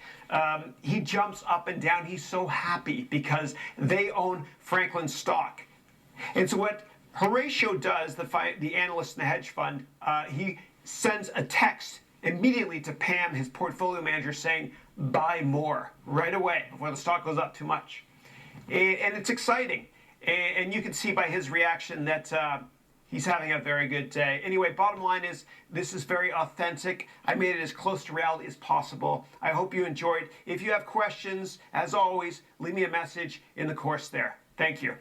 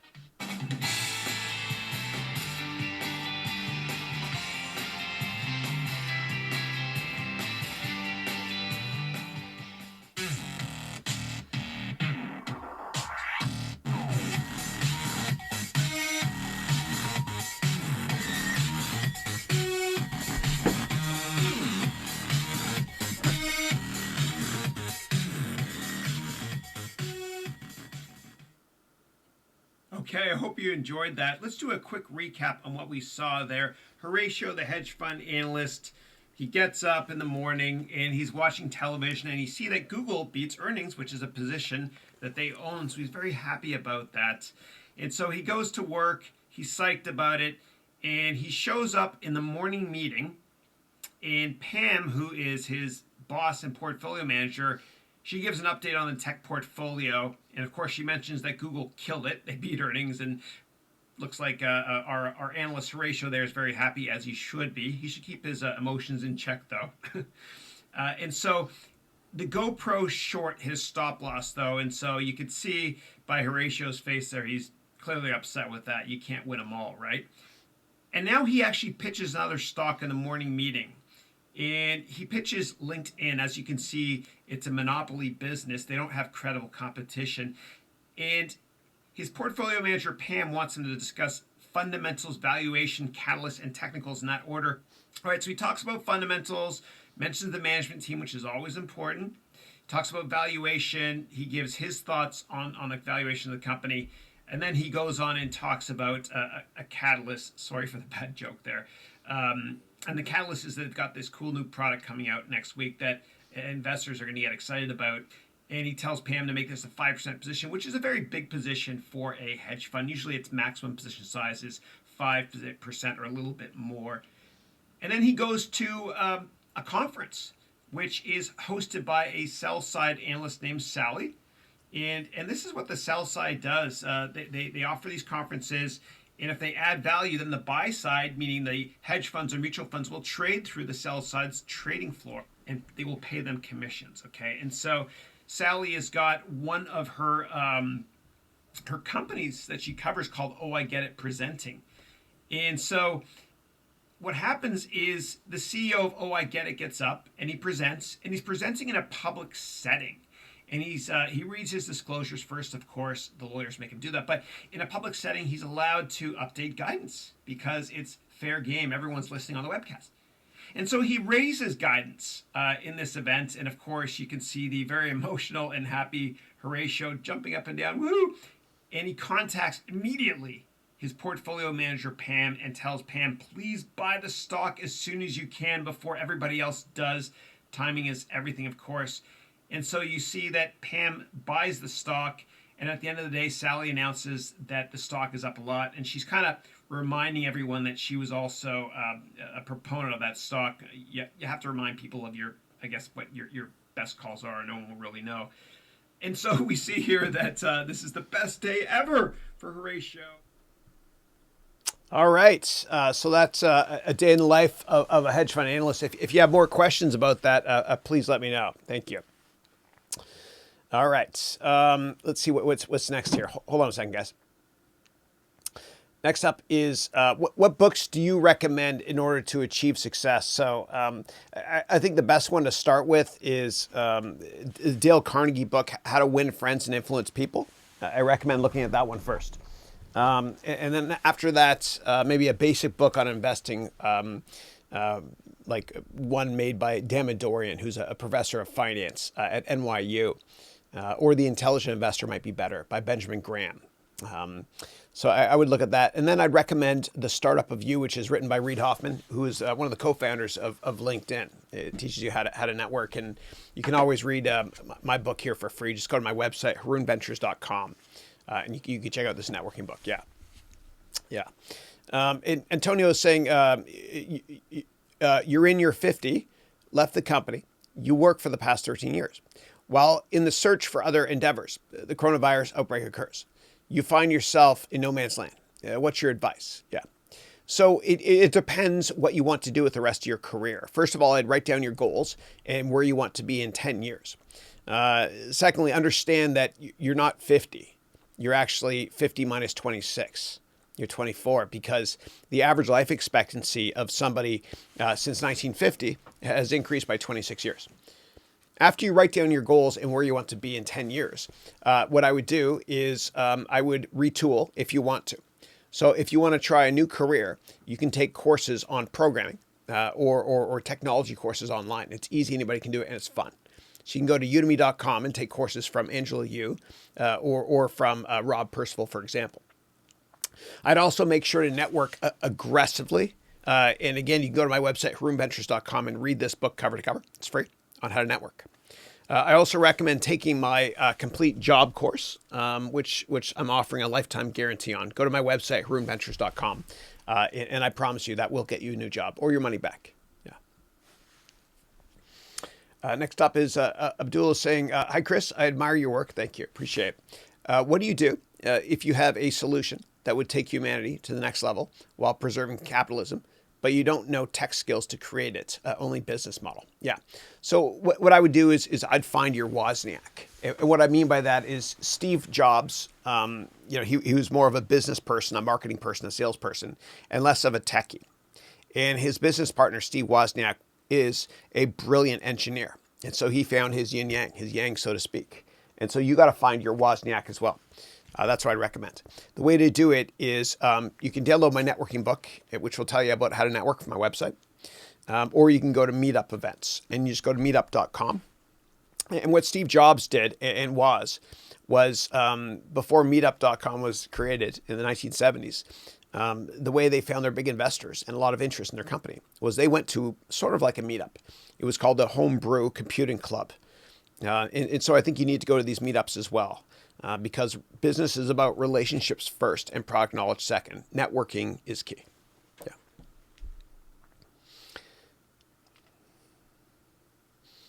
Next up, hi Chris. I would appreciate if you could provide me with advice on how can I build and practice a small scale startup. Like, should I make a startup app? Pardon me, or something else to practice and learn yeah. So what I recommend doing is taking my my complete business plan course, because that will help you crystallize your thought process and write a business plan before starting a company. Most people don't do that, and most businesses fail partially because of that. Because failing to plan is planning to fail. Bottom line, take my complete business plan course. You can go to my website for more details on how to access it. And with all my courses, there's a 30-day money-back guarantee. So you got nothing to lose. All right. And then just I want to let everybody know, we got about, supposed to end at 11. I'll go a little bit over maybe. Yeah. Because I got my MBA class office hour starting at 11:15. And so if you're one of my MBA students, if you want, hold off on asking questions now, because you can ask on the MBA call at 11:15 a.m. And if you have one-on-ones, we'll talk about that too later on today. Thanks. And Dario is saying, "Hi, Chris. Hope you're well. Over there. Here in Italy, everything is basically on hold." I'm so sorry to hear that. Yeah, it's rough. It's rough. And I sent an email to all my Italian students with 50 free courses. And I wrote it in Italian. I use Google Translate, and hopefully nothing got lost in translation. God bless you. I hope you're well. Yeah. And you wrote, "I remember you mentioned the Honey add-on.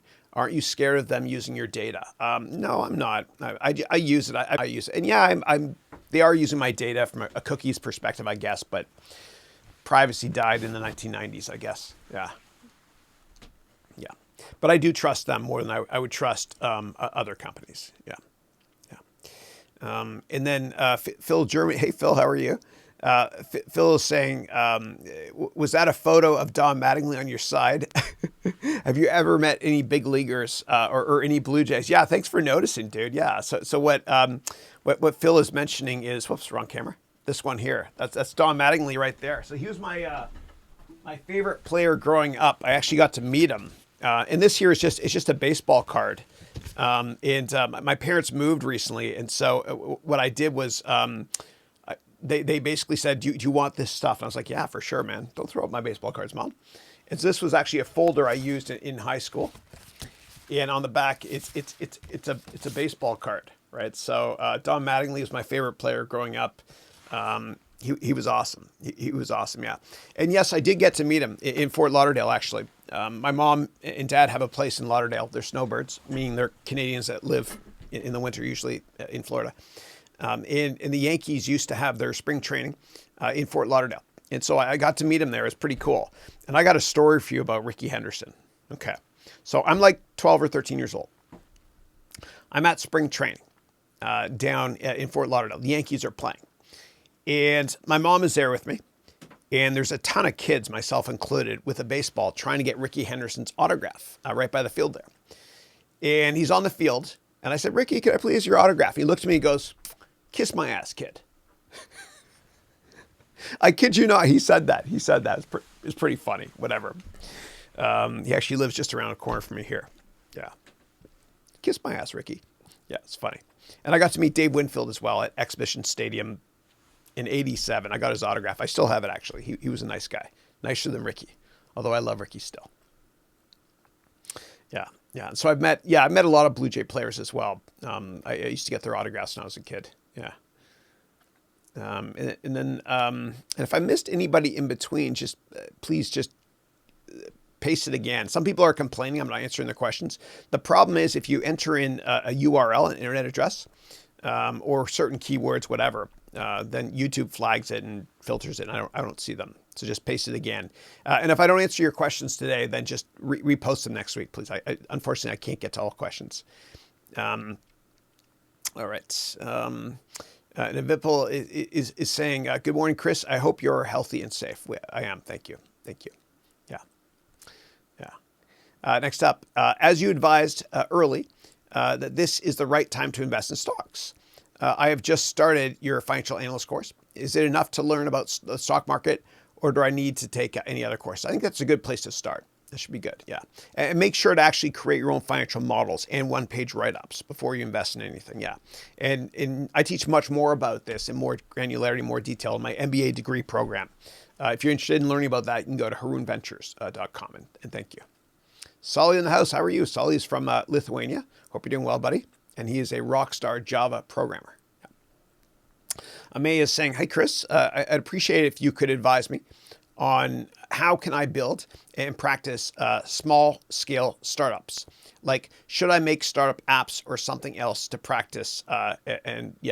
So, I think I answered this one. I could be wrong, but I would go to udemy.com and take courses from Angela Yu or from Rob Percival on how to code.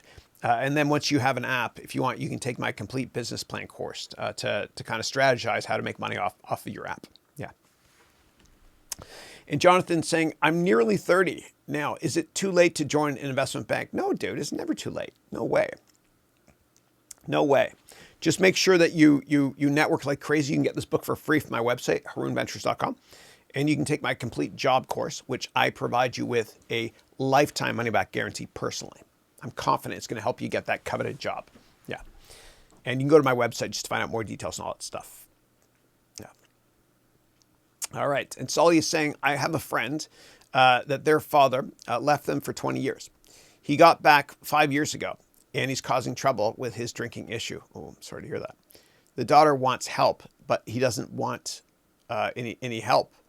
The mom and the brother don't want to have anything to do with him. What should this daughter do as he affects her life? I've asked her to seek help from experts and listen to what they say, even if that means leaving her dad. What do you think about this, Chris? Yeah. That's hard, man. That's hard. If he's verbally abusive or abusive in other ways, obviously just leave him behind. But I don't know. I don't know the extent of the abuse and if you should get the authorities involved. So I don't feel comfortable answering this, only because I don't really know. But sometimes what people do is they do interventions where a bunch of friends, family members, etc. will all be in a living room and call this person in, and they'll all say, you got to go to AA, Alcoholics Anonymous, or drug rehab, or whatever it might be. Yeah. But I don't think I'm the right person to advise on that. But I'd think about maybe doing some sort of intervention like that. Yeah. Next up is, hi, Chris. Can you advise me as to how to maintain focus for all 8 hours during a typical workday? Yeah. So you got to do what you love doing. And if you do what you enjoy doing, as Confucius said, you'll never have a job for the rest of your life. And the best way to focus on something is to do what you love, and you'll never have issues. I mean, people can sit down and play video games for 8 hours because they're passionate about video games. It's not a job for them. It's a passion. They love doing what they're doing. And a lot of techies are like this too. They just love doing what they're doing. And so what I would do is if you get out of bed in the morning and you tell yourself you're going to work, then with all due respect, you're doing it wrong. And I say it with love in my heart. You got to find your passion, your purpose. What was the reason you were put on this earth? And the second you find an occupation you love, then having problems focusing is never going to be an issue for you. Next up is what can someone do to build really scalable, small-scale startups to practice in the entrepreneurial field, like building startup apps. So I'd recommend two things. Number one, take courses on how to build apps from Angela Yu and Rob Percival on udemy.com. And then after that, maybe take my complete business plan course, which will help you think about how to make money off of those apps as well. Yeah. Okay. Next up is Dario is saying healthcare here in Italy is free, just like Canada. It's great. It would have been a disaster otherwise. Here we think about the USA healthcare situation. Stay safe. Yeah. No, thank you. Yeah. And there's so many wonderful Italian videos that inspire me. Like there's one dude that gets up and goes on his balcony every day. And he plays the trumpets and sings, and it's you see the best and worst of humanity at this point in time. Yeah. And there's Mark Cuban said, Mark. Sorry, the call's supposed to end now, but I'll do a little bit more. Sorry, guys. Mark Cuban said that the way that companies react right now will set what the public thinks about them policy-wise or PR-wise for the next couple decades. And there's certain people that I partner with in business, and their true colors have come through right now. And I will never do business with them again. Basically looking at massively increasing the amount of money they can make and gouging people. And that is not me. I gave away all my courses for free. I did on LinkedIn a couple weeks ago and on Twitter as well. This is not the time to. All right. Next up, May is saying, what would your advice be to a teenager that wants to build a small-scale start? I answered that one. Okay. Next one is Aerofe is saying, what advice would you have for a 20-year-old student that has spent most of his life playing video games, realizing now how important is the time? Yeah. I don't think there's anything wrong with that. Like, I'm a gamer as well. I love it. My kids are gamers. I encourage it. I think you can actually, you can make a career out of that. If you're so passionate about gaming, then go to udemy.com and learn how to code and create video games. That's what Asamina is doing actually as well. She's here on the call. I see her right there. She's creating an open world concept video game. So I say that you embrace what you're passionate about and make that your career. Yeah. Okay. And then next up, Forgio is saying, hey, Chris, please tell us your opinion about Corporate Finance Institute's new certificates, FMVA. Cool. Yeah. Anishan is saying, hi, what do you think would be the future of real estate and anything you recommend for real estate education or to invest in real estate? Yeah. I'm a big believer in land. My grandfather used to say, Chris, buy land. They're not making it anymore. There's a dearth of land, a limit of land. And so I'm a big fan. I'm a big fan of buying land. Yeah. And my wife and I, we just bought a building. We just closed on it in Southern Ontario, right beside the University of Western Ontario, because we know that education is counter-cyclical, and we got a great deal as well. And we are greedy when others are fearful, and vice versa. We're buying stuff now. Okay. Next up, Yair is saying, I'm living in Israel, and here we have a must recruiting to the army. That's right, for the IDF, Israeli Defense. Yeah. I'll be there for the next couple of years. Would I be able to open a business on remote control in such conditions? I don't see why not, unless there's legal ramification if you have to sign some sort of legal document when you join the IDF there in Israel. But there's no reason why you can't start something on the side or teach on the side. There's no reason you can't do that. Yeah. And if you want, you can take my complete business plan course, which might help you figure out what kind of company to start. Yeah. Or what you can do is you can go to Fiverr.com. That's Fiverr.com. And I know you're familiar with that company because their headquarters are in Tel Aviv. And what Fiverr.com is, it's a way for you to make money doing side hustles online. Yeah. And Amay is saying, what side hustles would you advise a teenager, especially during this type of situation? Yeah. So one of my kids, he's been streaming on Twitch and actually making a lot of money. It's pretty funny. He actually has more concurrent viewers than I have, which is amazing. But in terms of side hustles, just think about anything you can teach, any sort of skill. And I don't know if you're a gamer, but there's a guy named Ninja who used to make a fortune on Twitch streaming games, and then Microsoft signed him to an exclusive contract recently. But Ninja started out teaching how to use Twitch on Udemy. We all have something to teach. And then Solly is saying, hi, Chris, you April 2nd fooled me about the drug coming this fall, the election time. Yeah, sorry about that, sort of. Yeah. I was expecting to get a couple of down arrows from that comment. I've got red, white, and blue here, a sign of patriotism today, given the fact that America's got more cases now, twice as many cases as China. And then somebody asked me about the cure, and I said, well, the cure might come this November. Yeah. It's an election year. I just pissed off half the country, but it's funny, right? Next one is Forjo is saying, Chris, what is your opinion on God and religion? Yeah. So I believe there's one God, and there's a lot of wonderful religions out there that all believe in the same God. And I'm a fan of religion. I don't want to get too religious on people here, but I'm a positive person, I think, because of my faith. You know, I tell myself, God already knows what's going to happen, and that puts me at ease. And I do believe in the power of prayer. I do. Melody is saying, Chris, you're so right about negative people. Since I moved on from my old job, I have maybe about 3 friends. It helped remind me of the difference between a friend and an associate. Yeah. And you can really see people's true colors, man, in this type of environment we're in right now globally. Yeah. You see the best of people and the worst as well. Yeah. And I've actually cut off some business people that I partnered with. Gone because of this. Yeah. All right. And Zach, hey, Zach, how are you, man?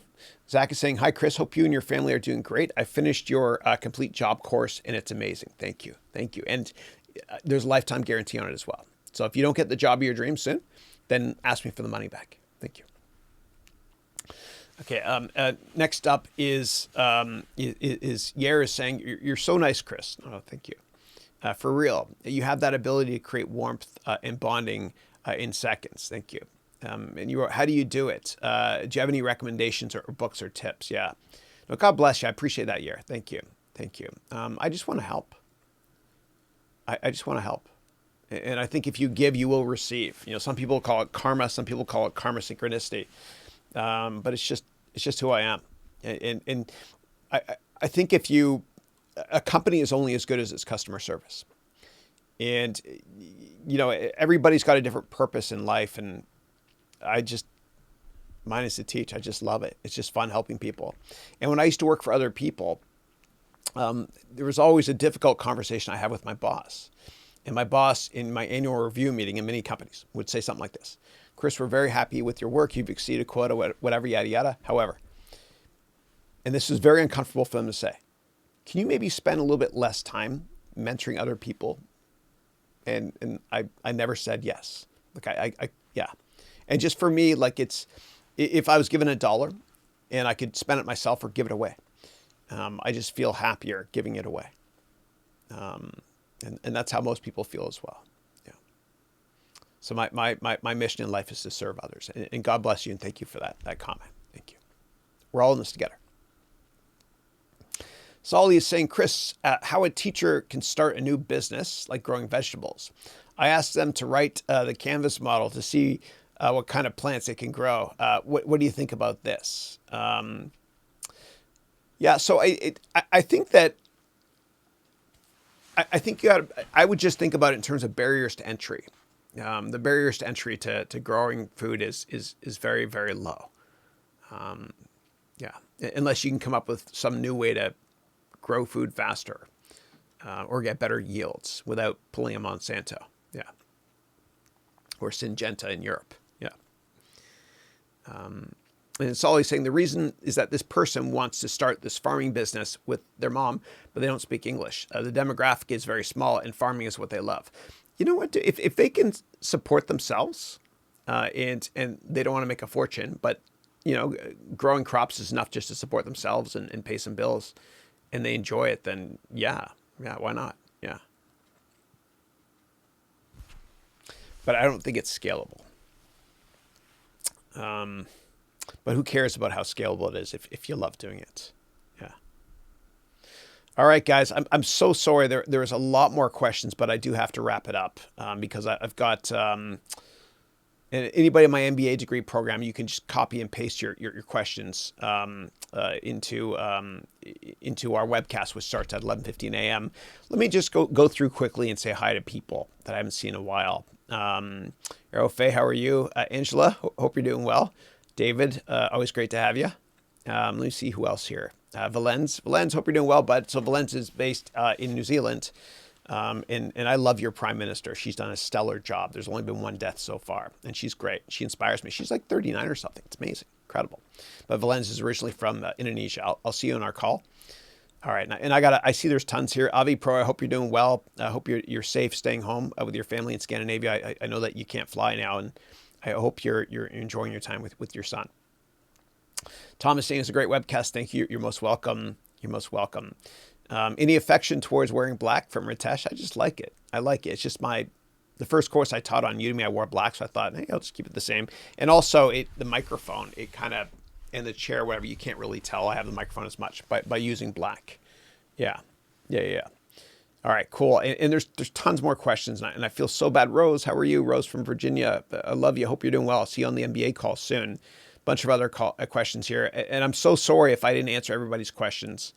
But just copy them, and I'll answer them next week. I promise. So, God bless you all. Subscribe to my vlog if you want. I release videos every day.